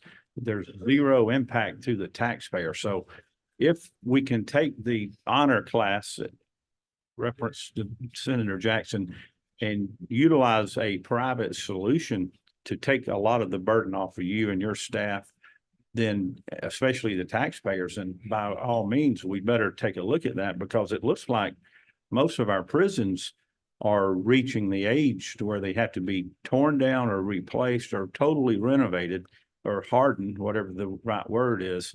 So we're looking at billions of dollars. You just mentioned one project that's going to be in excess of $1 billion for 1,500 beds. And so saying that we should privatize doesn't mean that you all aren't doing the job that needs to be done. It's just, how do we best deliver the service at the lowest impact to the taxpayer? So I thank you for what you do. Again, I would not want to be in your shoes. Thank you. I agree with that, what you said, but these are prisoners. That is what's wrong. I These get are, this is, Yes. it's prisoners, and that is what Correct. give people pause for, Yeah. saying, well. And I something don't that think may we help should. us in this process, I'm gonna go ahead and ask Core Civic if they'll come up to the podium. If they have somebody, I think they have a presentation. If there's somebody here from court, y'all stay where you are. While they're coming up, I was like, Yes. to Senator Kuch's point, I think, you know, when you look at the population, we talked about it, how the violent population is steadily increasing. Every year that population Oh, goes up. uh-huh. So I would just say, you know, what we have currently in the private system, and they probably be able to show it. I don't want to get into their presentation, but they're less of the, they have people convicted of murders and stuff like that, but there are less of the violent population Mhm. and less sick population, that's in the private, And, system. are those determinations made through, once again, the diagnostic side and all this, where they qualify to go to a private prison? And classification, and we tend to keep their number as close to zero on the close security front as possible. Yeah, they Right. don't really have many close security inmates. Well, do they have a close security facility, a facility capable of doing close security? That'd be right. That's so, right. That's right. Yeah. Yes, ma'am. Yeah, I would like to know, so full transparency, if I had a loved one who was sentenced to a Georgia prison, I would want them to go to a private prison. They offer great programs, they're accessible in a different way, they're great as far as a prison can be. And so I'm very curious about who makes the decision about which medium security and minimum security people go to a private prison versus some of our public prisons. Like, how is that decision being made? I know you don't get to decide who gets let out, but you all do have some say over which facility people are placed in. Is that correct? And if so, how do you make those decisions? Well, and is that through classification? It is, it's through our offender administration. So our Coffee, Wheeler, Jenkins, and River Bend are what we consider medium security facilities. They're placed in our system as a medium security facility to manage our medium security population. Their education programs, their opportunity for vocational is all considered in that. And so when we make the determination to transfer them, it's based on the offender's need. And they're added into the system with everything that they provide in a similar way that we do our medium security facility. So, and I don't want to jump into his presentation because he's locked and loaded and ready to go, but do they offer any program that we don't offer in DOC? No, we're very lockstep in that regard. However, they do have offenders that are primed and ready to take those courses. So if we are at a point, and Jay can jump in, at a point where When you say primed and ready, are we talking about the same kind of people that apply to go to Walker? population type, no. What I'm saying is mindset. Okay, so what I mean is the person who has the need, they have the availability of bed and program at that time. Oh, Where okay. we may not have it at that location. Maybe a So- waiting list. Correct. Yeah. And so then that person gets pushed there. But again, it is not our close security population. I feel like we're being pushed on time and we Yeah. want to get to this Yeah, next we presenter, are. but I have a question for you. Will we get another chance to talk to the commissioner? Next Wednesday, he's not going anywhere. All right. He- I want to get His, into, his staff sent me his availability calendar without him knowing. September, I have some adjustments in September. So I scheduled around it. He and I have some things we have to do in September, but we scheduled things. I hope we'll have a lot of time to discuss your problems in your system. We've seen all the reports all over the news, but also your turnover, your attrition rate, your lack of pay or your low That's- pay. How can we help the system become better? Because I think that leans to the. And that is next Wednesday's Okay, agenda, all right, thank is you. I those just didn't want exact these guys things, to leave right, Without me having a chance. to right. talk. We, But could I get some information back by the next meeting or sometime? in the so near you can future? be prepared. These numbers that you gave today has the capacity of the Right. beds of each facility. Can you break that down as far as race and gender? And can you give us those numbers on the other facilities? We sort of skipped toward the end. We fast tracked through some of those data points. Can you give us those breakdowns? And I know it's a fluid number. It changes every day. But can you just give us some snapshot of on December 1st or on July How many 1st? how many inmates we had in? How many those? inmates in each facility and what are the race and genders breakdown of each of those? Commissioner, does the monthly report y'all put out that has all that information on it, does it break it down by facility? Yes. So if you could have your staff get with Will and we can have a hard copy of that Okay. ready for everybody Okay. ahead of time, Thank you. so that you would have it. And as we spoke before, majority leader, it breaks it down Perfect. by faith, how many family members they typically have, everything. It's Okay. a Thank you. great report. But we're gonna move on right now to the podium. Sir, if you'll introduce yourself, and I think we have you queued up. Yes, sir. Thank you, Mr. Chairman. Jerry Langford with Core Civic.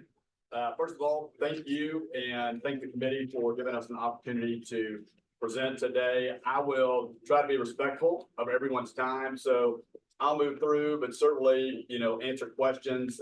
For me, that's probably more important than anything, to make sure I'm answering the question. And you have a flight to catch, correct? Eventually, but if Okay. we need to push it, we'll push it. Oh, you That- just opened up Pandora's box now. But I was gonna tell you, I spent some time in your district. I was an infantry officer, so did training down in Benning, and then Leader Gooch, I spent a little time in Dahlonega as well. Not as much fun. Is that in the local jail or? No comment. Oh, no comment. I think Delonica's like a jail, whether you're in it or out of it, right? A He's got some army training up there as well, I think. little bit of ranger stuff. You spent 21 days.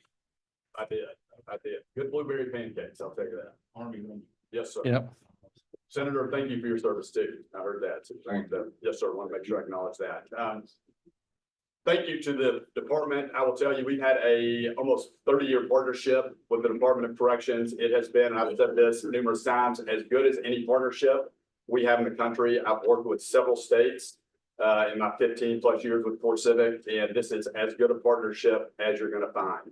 When we have opportunities, issues to work through, all I have to do is pick up the phone and I can call everyone from the commissioner to Randy Sauls to Alan. I mean, go down the list. And I just cannot tell you enough about the good partnership and the people who are at the Georgia Department of Corrections. So very quickly, wanted to maybe just touch on, private prisons and how the industry was started. A lot of people don't really know that. And so gentleman who started it with his West Point classmate, they were both Vietnam veterans. And in the early 80s, just over 40 state correction systems were under federal receivership for just different opportunities, issues that have been identified. And so this gentleman, Tom Beasley, along with his West Point classmate, and another gentleman who was well established within the corrections industry, had been the commissioner of the Department of Oklahoma, had been the commissioner of the Department of Virginia.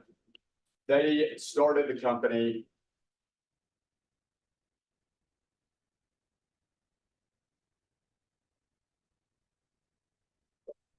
Okay.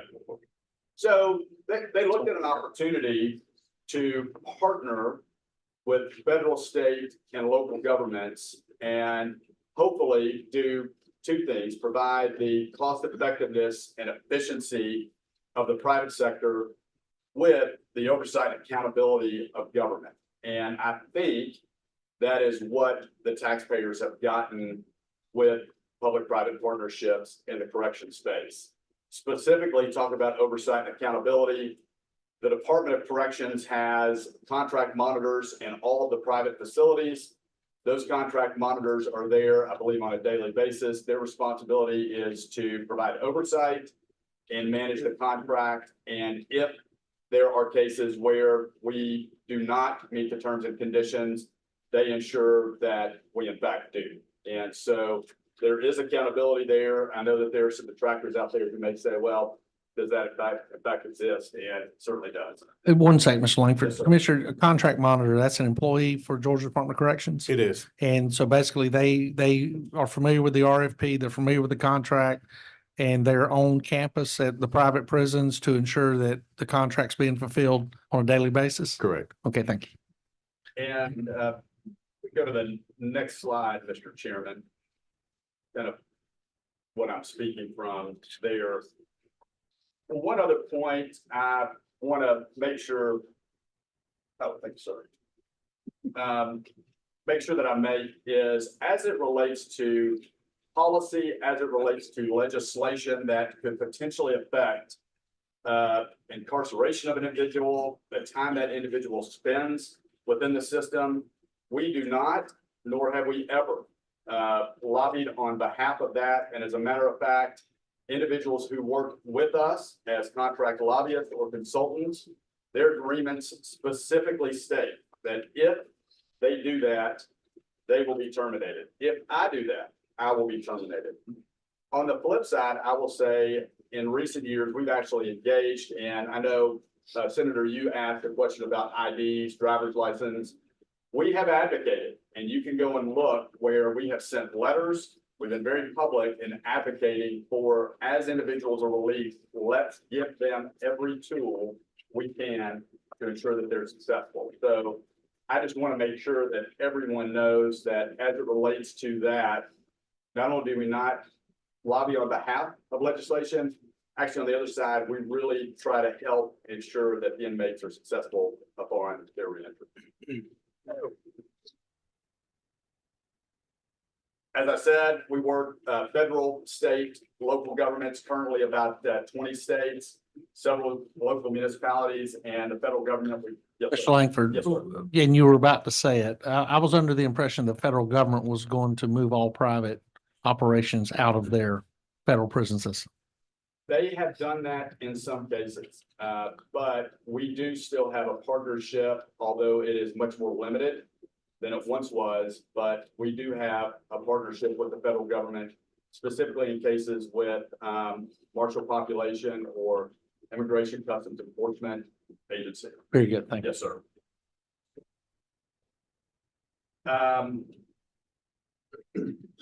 Founded in '83, again, several facilities across the country. And as I stated earlier, we've had a partnership with Georgia for over 25 years. We have 4 facilities in the state currently: Coffee, Jenkins, Wheeler. We also have a facility in Stewart County, which is a federal facility, and that's one of the facilities we partner with the federal government on. Very proud of the partnership here. We do feel like we provide value to taxpayers, and we offer evidence-based programming at our facilities. We pay property taxes. We pay local utilities. We work within the communities that we operate to the extent that we can, try to serve within those communities. We buy products locally. We try to buy products within Georgia. And probably the biggest thing we've done is we've invested capital into the Georgia Play. And so as the state back in the 90s, and then we built another facility in 2010, 2011, as the state looked at the need for additional capacity, they turned to the private sector, said, would you all be interested? And what we did is took our capital, invested it, and so now run those facilities in partnership with Georgia and GDC. Mr. Langford. Yes, sir. In the United States, does Core Civic operate a close contact or maximum security facility? We do not at this time. Okay, thank you. Yes, sir. I will say within Georgia, and I believe it was already touched on, we do manage medium security inmates and potentially some close custody, it sounds like, but a majority of the population is a medium security population. Our facilities are a dorm and cell mix. Some of them have a heavier cell to dorm mix than others, but primarily Coffee and Wheeler, the two larger facilities that we operate, probably have a more equal cell to dorm mix. And another advantage, I guess I wanted to point out that, the private sector brings, and something we've done in the state, and again, I think this speaks to our commitment to ensuring that inmates come out as prepared as they can. A few years back, under Governor Deal's leadership, the state was interested in building diesel mechanic and welding programs. And the intent at the time was, I think the governor and others had looked at the labor market and determined that there was a lack of welders and there were a lack of diesel mechanics.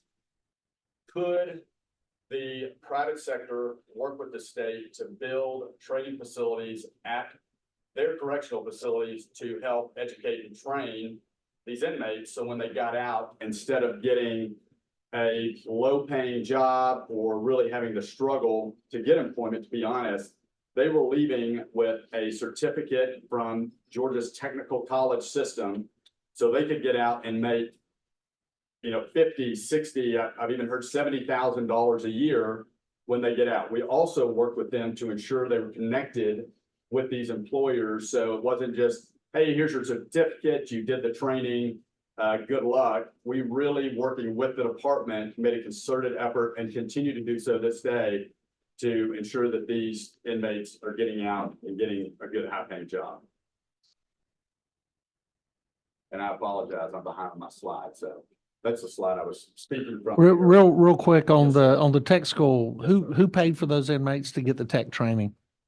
So the state, as part of our per diem, and so we get paid, a per diem per inmate per day. As part of that, we provide that training for those inmates that the department identifies, the department sends to us, and we work with the department to ensure that they get that training. So Mr. Langford, does Core Civic pay it or does the state pay it? For the, Tech school training, for diesel mechanic training and it welding? we pay for it. Happens at our facility. We partner with the technical colleges. I know Oconee is one, I believe Wiregrass is the other.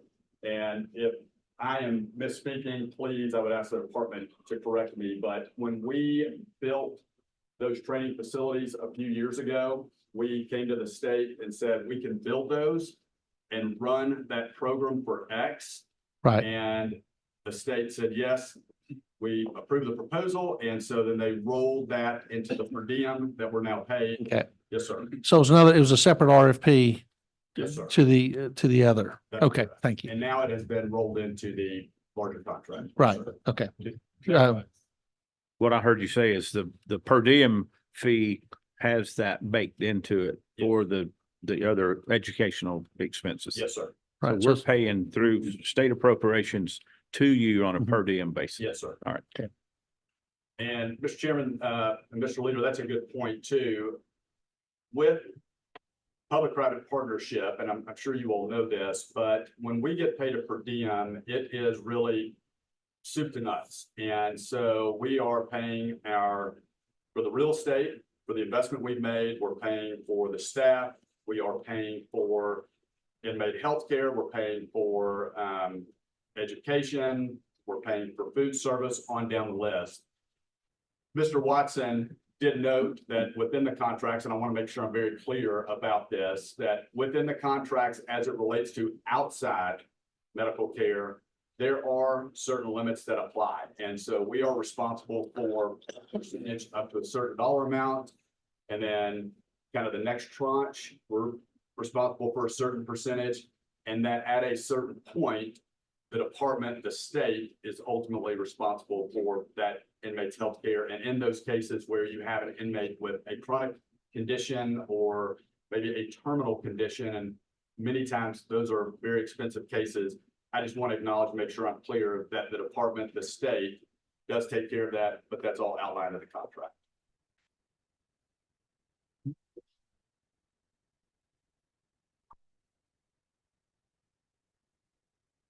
So within our properties division, there are three things that we really do.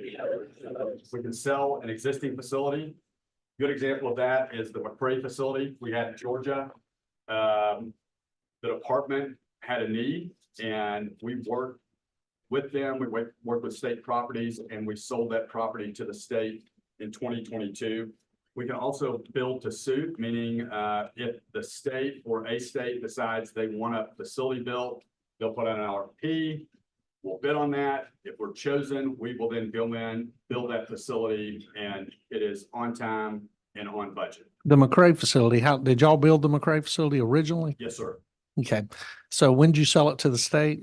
That was 2022. Okay. And what county is that located in? That is in Telfair. Okay. So Telfair County lost those property taxes once that transaction was made, correct? Yes, sir. Okay.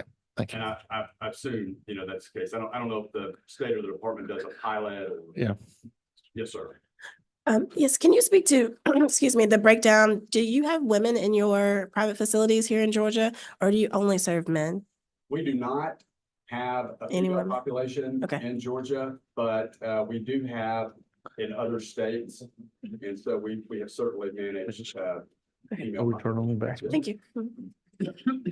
And then the last thing we do in our properties is we can lease a facility. And so let's say we own a facility currently, a state partner is interested in running it themselves, we can lease that asset to the state. The benefit to the state is that we are responsible for maintaining the asset. And so you, as the General Assembly, don't have to worry about appropriating funds for the maintenance of that asset. It is our responsibility, our incentive to keep that asset maintained because we own it, and the department runs the facility. And so the warden, the commissioner, others don't have to worry about the asset itself.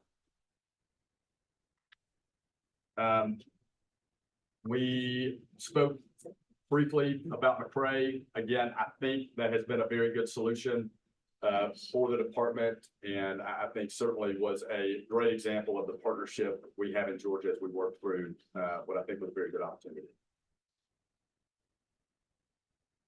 The build to lease I spoke of, again, Kansas is a good example of that, where they put an RFP, we built it on budget, on time, and have a 20-year lease with them. And I believe it's set up that it's lease to own. So at the end of the 20 years, they'll either own it or have the opportunity to purchase that asset. And I'll be honest, I don't know the specifics of that agreement. But again, while they are leasing it, we are responsible for maintaining that asset.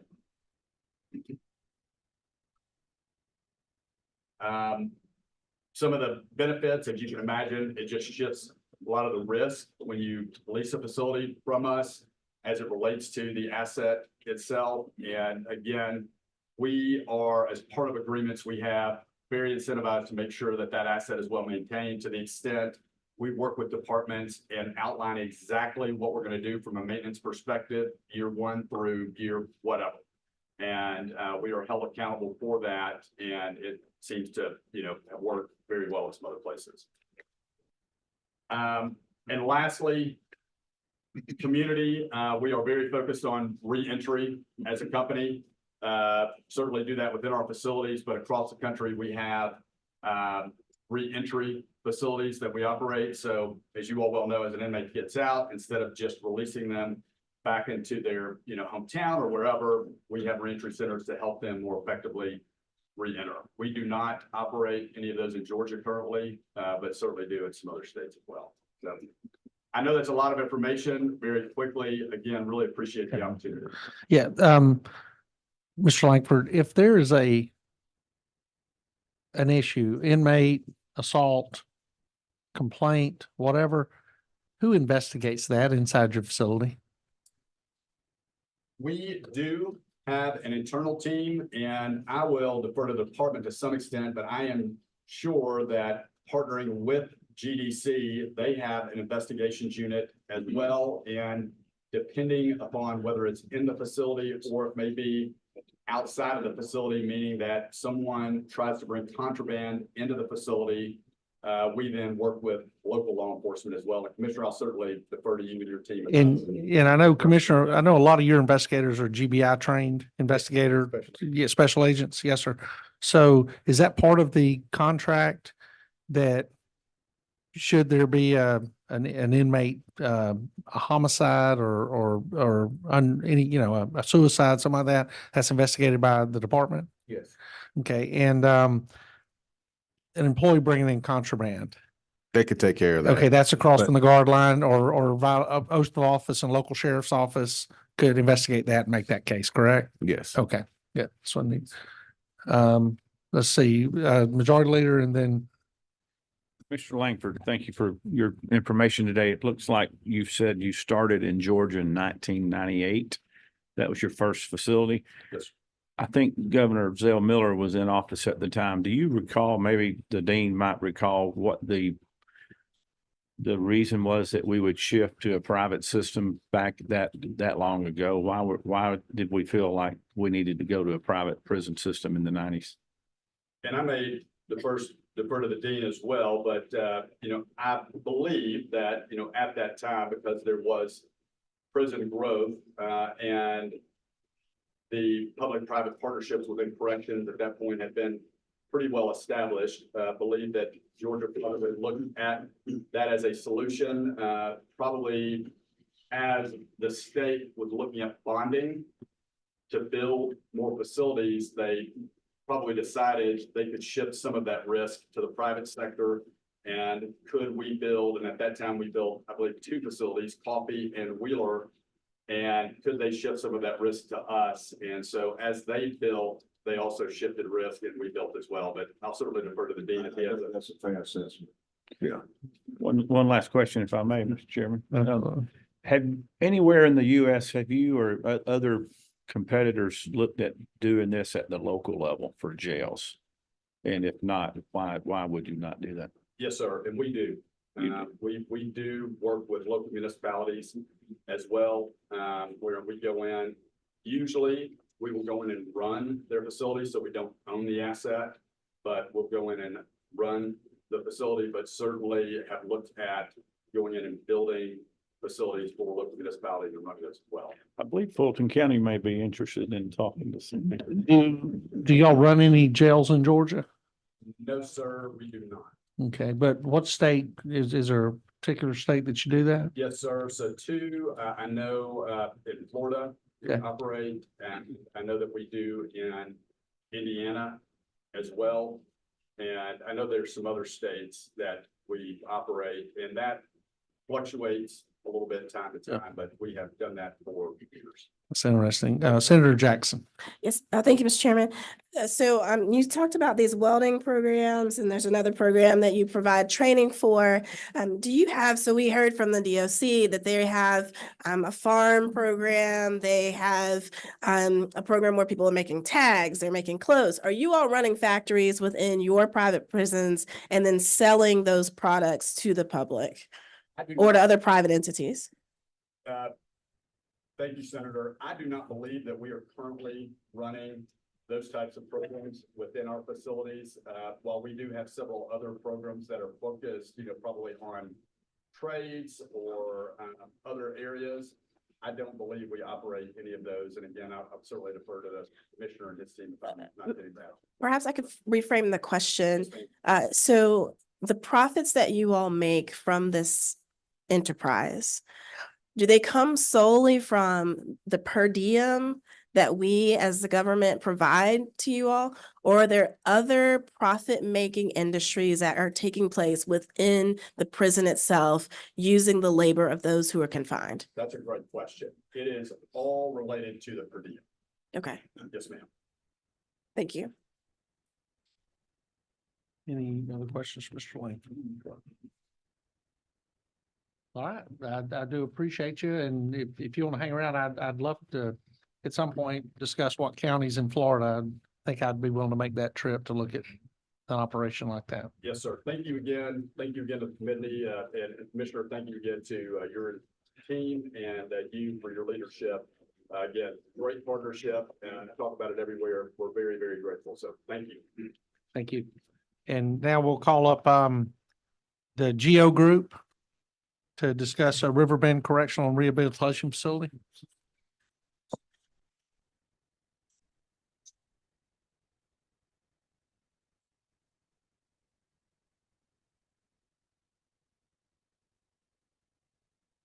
Zell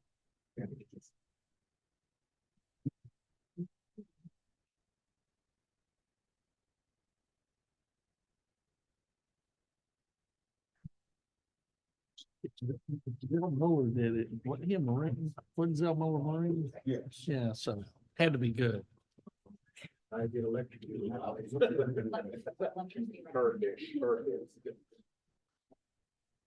Spoke at the Republican National Convention.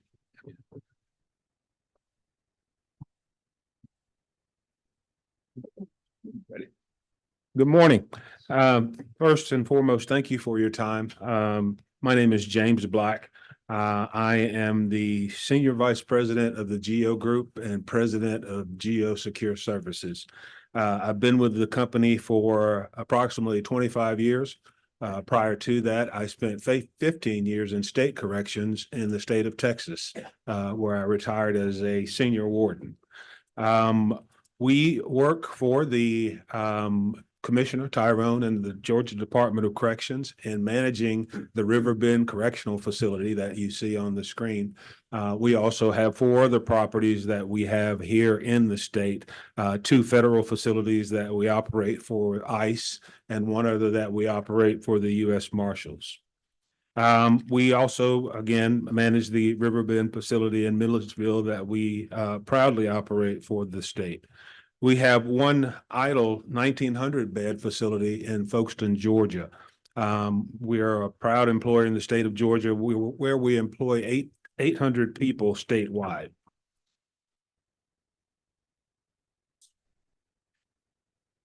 Yes, ma'am.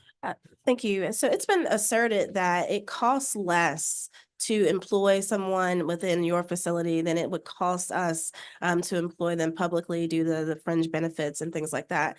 In the next, so I'm asking this of the commissioner and also of you, can we get just a cost breakdown of how much does it cost to pay a correctional officer in a public facility versus in a private facility? I'm talking about total cost. Sure. Benefits, Sure. you know, Full compensation. full package. compensation, Gotcha. to see what how those things compare. Sure. And part of why I'm mindful of this, because I know that someone has come to talk to me about the private prisons wanting to match the salaries of the public prisons and needing some additional per diem compensation in order to do that. And so I would just like to see the brass tackle on that. Thank you for that question, Senator. There's more to the pay, as you know. We have pay parity because of what the legislature has done. And I'll get to that in my presentation, but somebody's back here on my team is taking notes and we'll get that information to you. Senator, I could comment on that. We have worked diligently with the commissioner and his team, as well as all the folks who are assisting us on the outside to bring pay parity, and we accomplished that. In fact, everyone who voted for the budget the last couple of years, as I know you did, agreed with that. At the end of the day, everybody who works in one of those prisons is a Georgian, right? No matter how they get their checks. So there is pay parity between the 2 of them now as far as what they're getting. So can you speak then? 'Cause it was you, Senator Albers, who said that it costs more to employ someone in the public system than it does in the private system. So if we have pay parity, what are the back end costs on the state side that you're referencing if it's not compensation related? Again, if you get back to what's called the fringe in Georgia, or what we would call in the real business world overhead, there's an extraordinary cost when the state of Georgia hires someone that works for the state. The amount of money that is on top of their salary and a percentage wise is paying for benefits and legacy pension systems and all sorts of stuff throughout the state. It is probably somewhere in the neighborhood, I would guess 2 to 3 times higher overhead for a state employee than it is for a traditional worker in a corporation. And that overhead exists outside of the compensation package is what you're suggesting. It is, yes. I would love if we could get some real I've numbers got on that. a wonderful person in our Senate budget officer, Jennifer is in the back there, and she, I'm sure, can spend some time explaining kind of the breakdown of the budget, but it's something we go through every year as a state. And here's the good news: as extraordinarily high as we are in Georgia, we're so much better than the New York, Californians, and Illinois. Yes. Most states are. Okay, on this slide, we paint a little picture of the Georgia DOC, which you don't need us to do, but we wanted to add it in there because again, we feel like we are one criminal justice system. To the right, you see a picture of the front of our Riverbend facility, opened in 2011, medium custody facility, contracted with a capacity of 1,500 beds. And as of midnight last night, we were at capacity. 26% of these are cell beds. The facility was built on state-owned land and has the infrastructure in place to add another 1,000 beds. Here you see a little bit about our staff. As any employer would tell you, hiring and maintaining staff post-COVID became quite difficult. At Riverbend, our largest sect, and at most prisons, our largest sect of employees will be our correctional officers. Thanks to the Georgia legislature, as I previously mentioned, our officers make the same wage as the Georgia DOC. Wage parity allows us not to compete. It was referenced a few moments ago. There's a facility a short ways away from Riverbend. And if there was a difference in wage, we would simply be fighting for the same correction staff. But thankfully, we don't have to do that. The recent increases that I'll discuss later, again, assist us in retaining staff because when there are jobs like Walmart that you can go get that make the same $22 that we may be paying, I think most people are going to opt for a simpler job or a safer job, so to speak. The next slide talks a little bit about our inmate demographic, which has been talked about here this morning.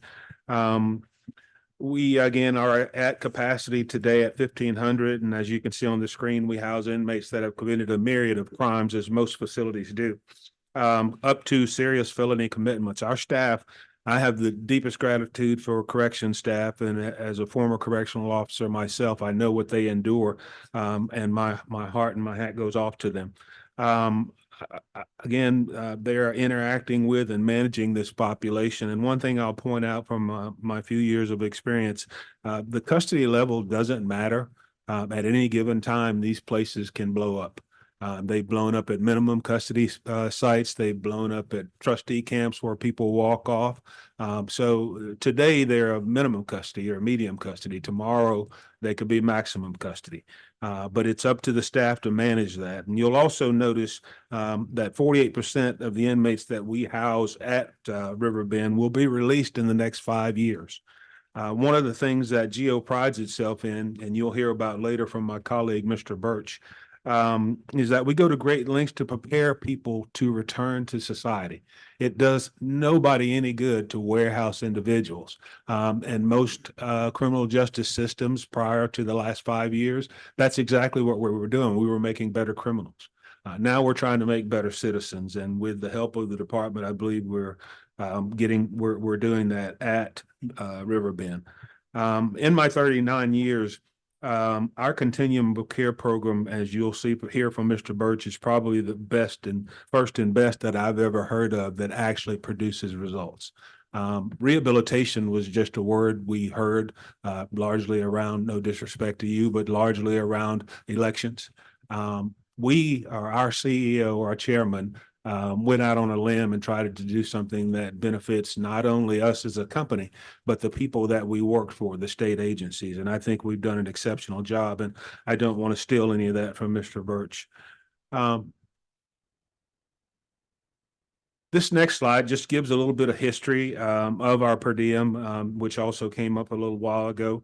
You'll notice it's just an overview of the per diem cost at Riverbend.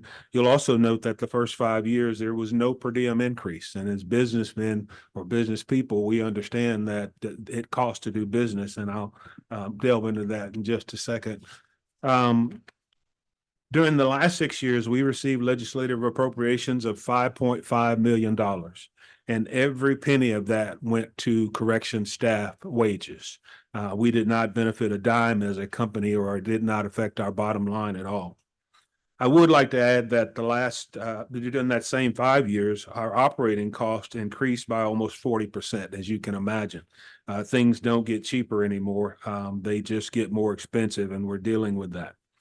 I'm sure my contemporaries with the state and our competitors, CoreCivic, can attest to the increases in our medical maintenance, food cost, and non-labor. These are huge items that impact us greatly. So we are proud of the relationship that we do have with the department. It's one that I hope to maintain for as long as there's a need. To answer one of the questions that was previously answered as to why we do this, most states, and in my home state, the idea of privatizing was a dirty word. I have cursed many a private provider before 1998, and then I became one. But the reason why they do it is need.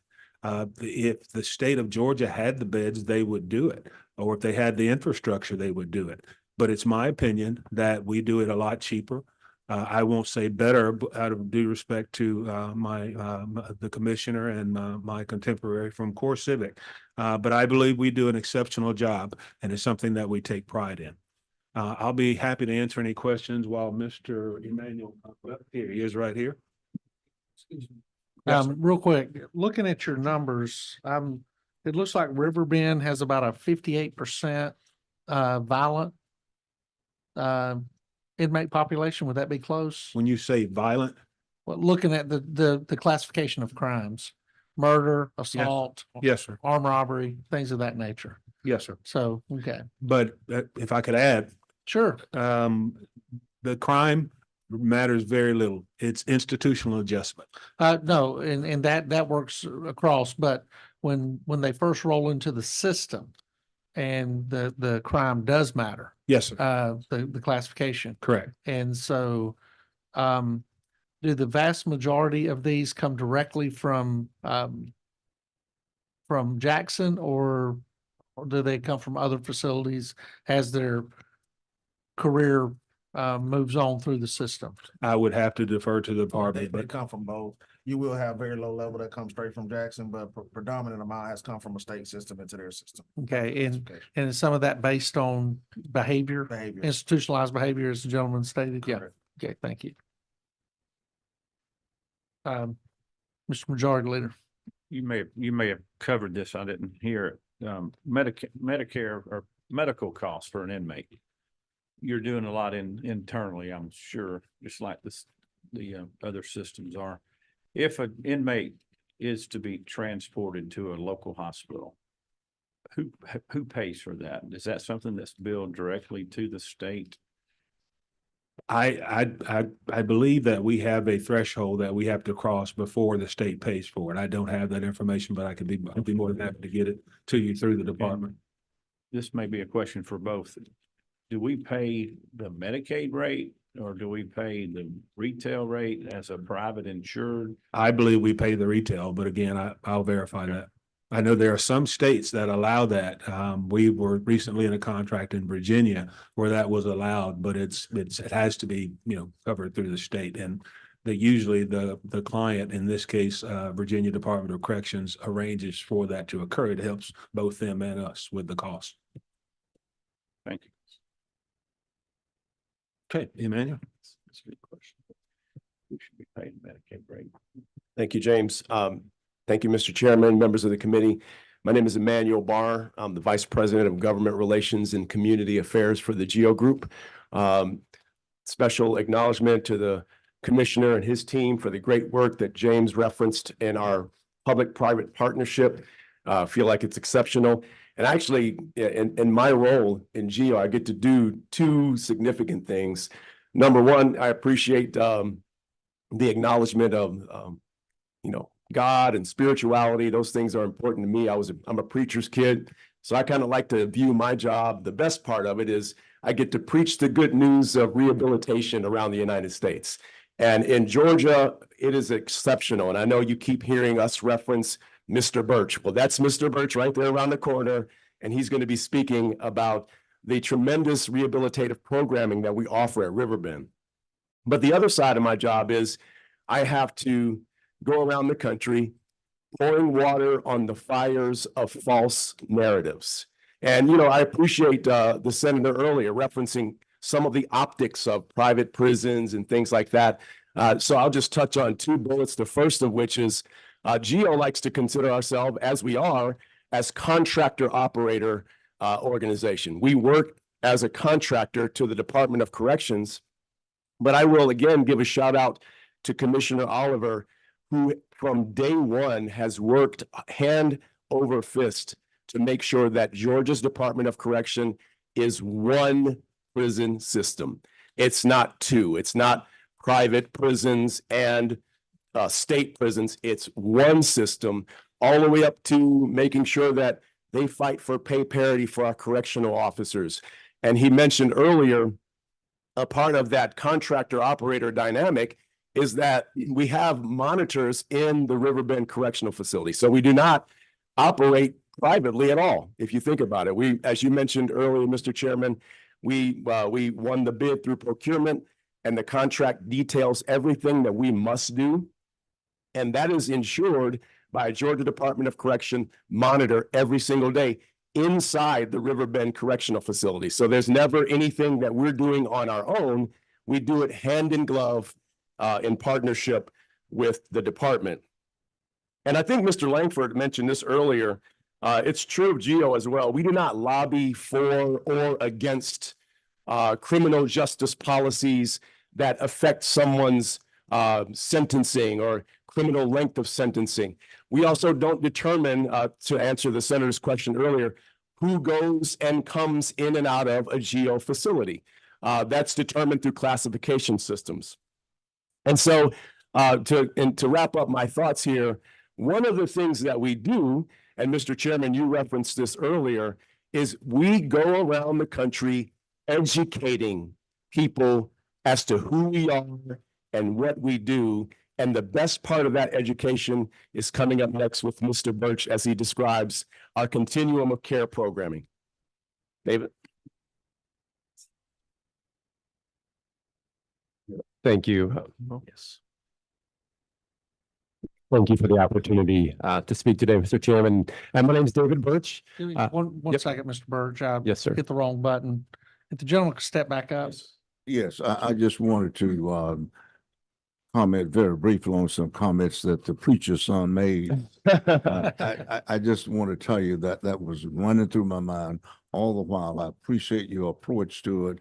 And more importantly, that somehow, and you named it, the term private prisons itself lends itself to concern and speculations about what's going to happen, how is it operated, and somehow it is out of the control of the state. And I think that is one of the reasons you get those kinds of, and I appreciate you going around the state and the job you do in that context. So Thank you, Mr. Senator. I was speaking to a colleague earlier. Actually, in some states, they created in their law, in their legislation, to not call it private prison anymore. Again, you heard me say, I go around the country pouring water on false narratives. Whoever came up with private prisons many years ago was brilliant. It's actually easier to type and easier to say in a budget line item. But we really do pride ourselves on the partnership and being contractors to the state. So thanks for those thoughts. Anything else? thank you, sir. Mr. Majority Leader. Quick question. What recourse does the state have in your contract if you don't perform in accordance to your agreement? There are all types of things they can do, liquidated damages, or they can terminate the contract, or, fine us, staffing assessments, vacancy assessments, or performance assessments. But the major crack the whip is they can terminate the contract. And who would make that determination if you're in violation of your agreement? I assume that man right there was. He's the The boss. contract Yeah. monitor report, the contract monitor report back to us any contract agreements, and then ultimately it'd be my decision whether or not what to impose any infractions on. Thank you. And I do want to say Commissioner Oliver has not shied away from canceling contracts since he's been in that position. He has been aggressive at that. Senator Jackson.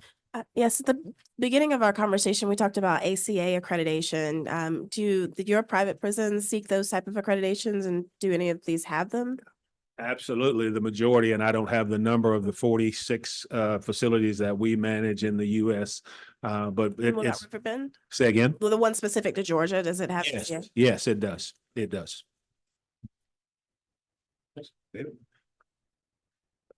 Thank you very much, Mr. Chairman. My name is David Birch. I'm the Divisional Vice President for the GEO Continuum of Care. And we've had a lot of talk about this part of the presentation, but before I get to this part of the presentation, I'm kind of the operations guy, boots on the ground. I want to make sure I introduce my boss, our Executive Vice President for the GEO Continuum of Care, and that's Dr. Schofield. He's sitting over here hiding. A Georgian, spent 20 years with the Georgia Department of Correction, with his last stint as the Assistant Commissioner and Chief of Staff. So, want to make sure I introduced him today.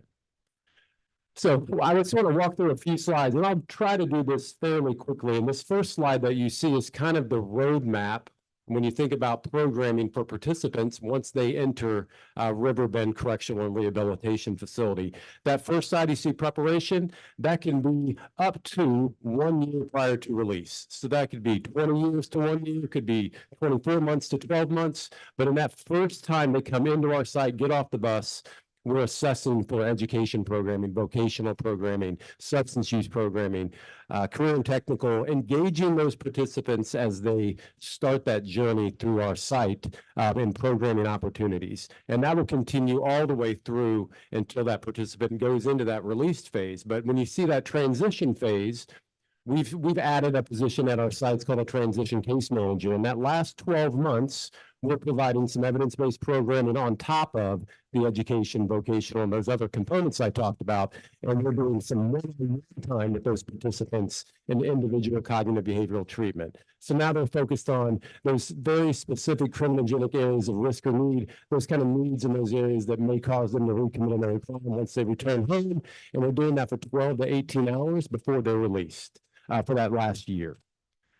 As they start that pre-release phase, we do something that's very unique in corrections. About 100 days out, we're assigning what we call a post-release case manager to those participants that are releasing from Riverbend. We operate a 24-hour call center, and we engage that participant 4 times before they go home into their Georgia community, and we're identifying any area of risk and need that they may have as they start that journey back home.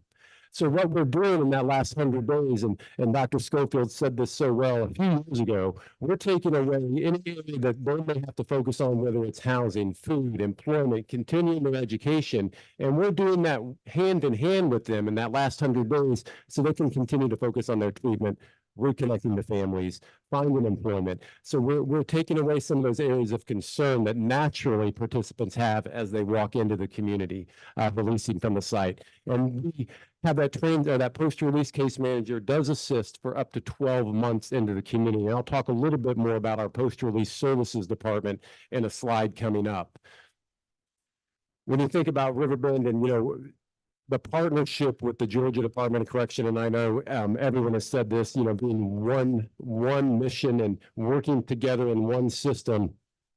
We couldn't do this without the Georgia Department of Correction. And as a contractor working inside those sites, we've done some things that we're really proud of. It at the end of the day, it's about serving people and doing the right thing. And our executive chairman, founder, CEO, former CEO, he's now our executive chairman, wants to do the right thing for men releasing from our sites and specifically in Georgia.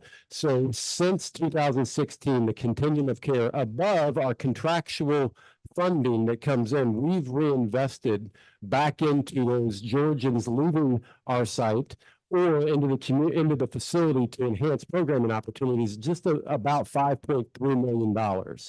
And you can kind of see some of that breakdown. That's about $618,000 a year that we're paying above the contract that we are currently operating in because it's the right thing to do. And we've added some staff, and I spoke specifically about the transition case manager, the data entry clerk, and you'll see where we talk about if you want to measure what matters, and we'll hit on that in a couple slides.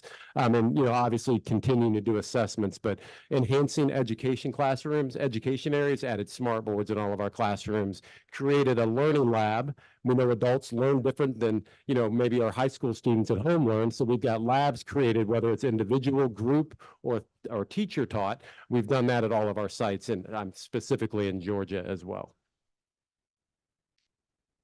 quick slide. I'll go through this one pretty quickly. It kind of covers some of the programming completions that we've had since 2017, whether it's high school equivalency diplomas, behavioral completions, CT, career and technical education is kind of a term that we're here for vocational programming, and our individual cognitive behavioral treatment. You can see those number of one-on-one sessions that we're providing with those staff that we've added above the contract.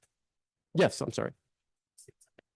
Number 10, sorry. Thank you, Mr. Chairman. Can you speak to why the numbers on vocational programming completions have just plummeted since it started in 2017? So pre-COVID, things were really moving well. Post-COVID, there were some reductions made staffing wise, and that impacted our ability to deliver programming to the same level. But we anticipate getting back there as we were, creative with what programming is offered. But post-COVID, there were reductions, and we felt that in the programming department as well. So you all are also experiencing staffing shortages or difficulties as well? Absolutely. I don't want to speak to the operations side, but it's very similar as it relates to But programming. if I could, and that's a good question. I was looking at percentages and again, we've got to be really careful when we discuss staffing for safety reasons. But y'all are somewhere around 86%, I think is what I saw. And I think if I look at the country, I think that is substantially above some areas. But y'all still are experiencing about a 30% turnover rate. Is that right? Okay. And that's specific here to what we got in Georgia, correct? Yes. Thank you, sir. All right, I'll move on.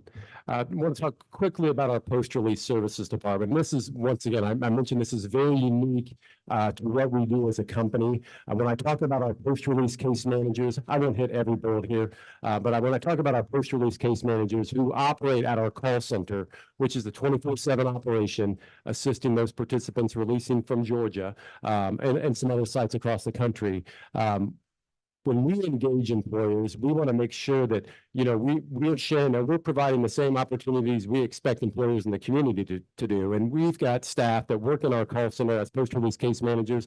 About 50% of those staff were released from incarceration. So they're returning citizens as well. And when you think about reaching in 100 days out, who better to serve a participant releasing from the community than somebody who's gone through that process. So, we have those returning citizens working inside inside our call center as well. Since 2016 in Georgia, we've provided about $711,000 to community providers inside Georgia cities. We have 24 preferred providers that we contract with. And we fund those for housing. It could be transportation need, employment, engaging in social services. So they may provide a food voucher prior to them being engaged in the ability to receive those social services. And the case managers, you look at a caseload size of about 150 to 1. It's not all phone calls. As we reach into the facility, it's more personal with technology. Now we can do Zoom or Teams meetings with those participants, and it's a 3-way call with their transition case manager as we reach in.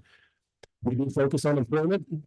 And you can see since 2016, the post-release catchment of participants is about 842, and 66% of those have had gainful employment at the end of that 12 months of their post-release services. And, as a corrections agency, contractor, we've got a lot of focus on employment. We've got continuum of care staff that's what they focus on, is assisting those participants on the back end, finding gainful employment at a living wage. And we're really proud about how we manage that and our ability to do that. Is this employment acquired before they walk out the door, or is this something that they're followed up after they're out in the free world? It's a combination of both. So there may be times where the participant does have employment lined up, but we're assisting them for up to 12 months. So we could post-release. Right. Yes, sir.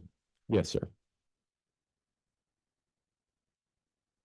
Next slide. And I hit on, you know, we measure what matters. And, you know, any success that we have at Riverbend Correctional Facility goes back to the partnership with the Georgia Department of Correction. And, you know, recidivism is that one of those key points that we look at as a country as it relates to, you know, what works and what doesn't work when we think about evidence-based programming.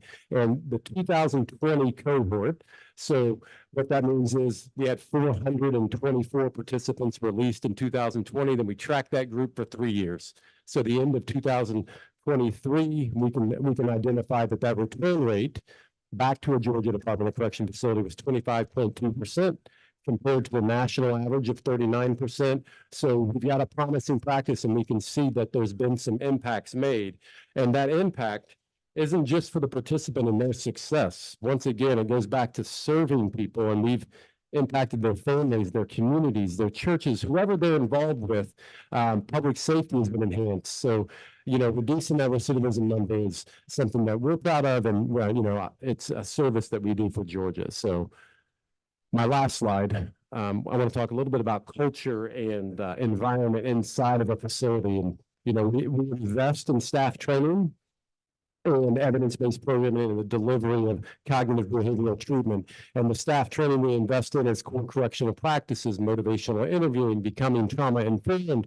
So essentially how we engage that participant, whether they have 10 years or 30 days, engaging the participant in a way that we know every conversation that we have as staff is valuable and it's going to be meaningful to that person. And we see reduction in grievances, and that's one of the metrics that we'll follow. And you can see from year over year, from 2015 to 2023, a reduction in grievances and program assignments, food service, complaints against staff, which is once again that culture that I was talking about, and medical as it relates to their satisfaction with our medical department.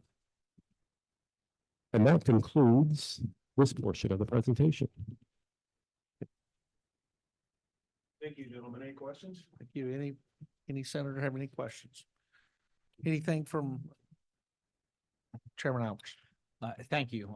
Very inspiring to see what's happening. You know, obviously our goal is for those that are not committing one of the 7 deadly sins in Georgia. You know, it's our hope and our prayer that folks can get back to society, get back to their families, can be tax contributing positive members of their communities. So that is very inspiring to see the work being done. Question is, as we are going through facility challenges and updates, et cetera, and I meant to ask CoreCivic the same question, I had to step out. Where could you come in, either temporary or long-term, in order to help as we're going through this metamorphosis of older to newer and or rehab facilities? Well, we again have 4 facilities here. One of those is a vacant facility in southeastern that's part of the state. It's available. You may recall that we were working here in the city of Atlanta with the sheriff for him to attempt to use that facility with what he is going through. And we had almost arrived at an agreement where we would have had the facility available in 60 to 90 days for him. So, you know, I've supplied the commissioner with that information. If he ever so needs it, we're ready. We're still marketing the facility to the federal government, to locals, and we were even looking at using some of the county sheriffs in that area to use it to make the facility operational. But it stands ready. It's in Georgia. To me, it's Georgia first. So, you know, whatever happens, happens. But we're ready for it. Thank you so much. And this facility is sitting empty right now, so y'all are paying to maintain it and Absolutely. continuing paying property taxes to the county it's in, correct? Absolutely. We have a facility co-located next door called Folkestone. It's an ice processing center, but we keep a team of about 5 people on site to go around and, you know, flush the toilets, make sure the place doesn't wear out. But, you know, we take those assets seriously because they're expensive. Yeah. And would you say, I know it's in the presentation, how many beds are available in that facility? Is it 1,800? Yeah, I believe it's 1,800. It could be 19. I have a lot, 1,900. Okay. A few things about it. Previously occupied in 2011 under contract with the department. built in 98. It's in great condition, 1,900 beds, 832 of those are cell beds, where we could house up to maximum custody. Are And are those single bunk or double bunk? double. Double. Double. So it's I spent a lot of time there when we were working with the sheriff trying to get a contract. It's an exceptional facility, lots of recreation, lots of programming space, and it's ready to go. Thank you so much. Thank you, gentlemen and ladies.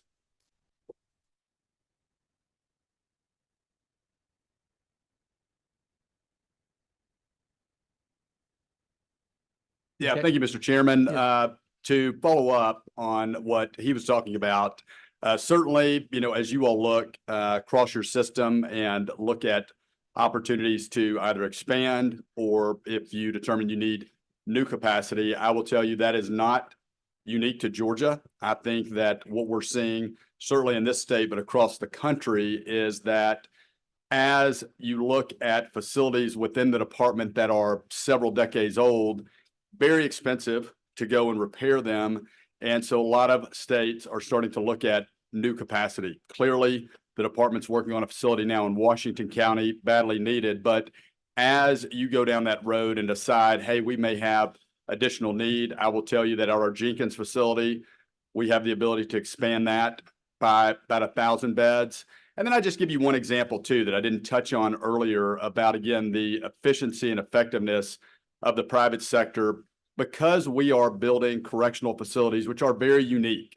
It's not like building a house, and we do build a few of those every year. We have expertise. We understand how that needs to be done. And as a result, we have a very efficient process. We have another state partner, not naming names, who a few years back needed to build a 1,500 bed facility. Per the department's CFO at the time, was told that it cost the state in excess of $350 million. It took 4 years to do that. And a lot of people will look and say, well, gosh, yes, cost of capital is cheaper for the state. I will agree, the state can bond, many times can get a cheaper rate, but we, a couple of years after that, went in and put our capital at risk. We built a 2,500 bed facility, 1,000 beds more. It cost us $140 million to do that, and we completed the project in 18 months. And even if the private sector cost of capital is more, when you run the numbers, you can see that it's a value to taxpayers. Certainly, I know that the state has done that in different areas. I'm assuming the state's doing that with the current facility being built in Washington County. But as you all look going forward, that's certainly a conversation that we would love to have with you to see how we could further partner to provide value to, again, Georgia taxpayers. Thank you. Yes, sir. I think I told Senator Albers a while ago, I think the last building that the state built that came in under budget and on time is the building we're sitting in right now, which I think Senator Harbison was here when they cut the ribbon on it. 1889. So he was a freshman senator. Well, listen, this will be the completion of the meeting today. If no other senators have any question, we will be back in this room next Wednesday, where we will discuss the things that the majority leader brought up earlier. We will talk about the personnel issues. We will talk about some of those touchy situations, because I do want to point out something that the commissioner has an investigative unit within the Georgia Department of Corrections that can investigate any crime.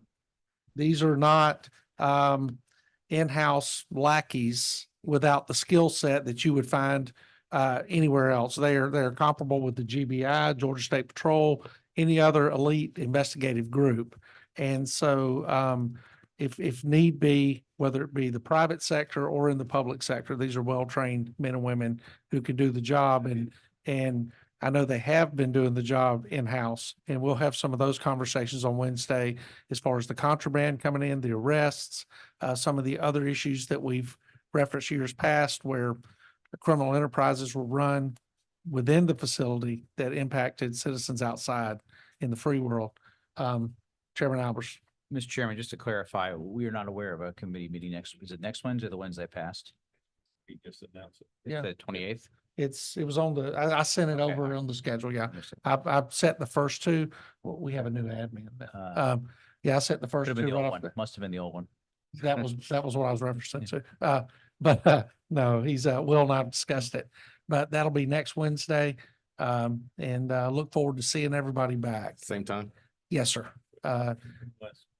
Mr. Majority Leader. I just want to thank the commissioner, and his staff for being here today. I hope that our questions don't come across No. in a negative way. I'm trying to learn and get up to speed with these two experts, and Senator Jackson and Harbison have been involved too. So I appreciate the time and look forward to seeing how we can help you. So And I applaud, Mr. Chairman, your leadership and the leadership on this panel. I mean, I think it's very much needed, and it's thank you for the opportunity to allow us to come up here and tell our story. Well, I think you and I both know who our ultimate bosses are. It's the men and women of Georgia who pay taxes and support this.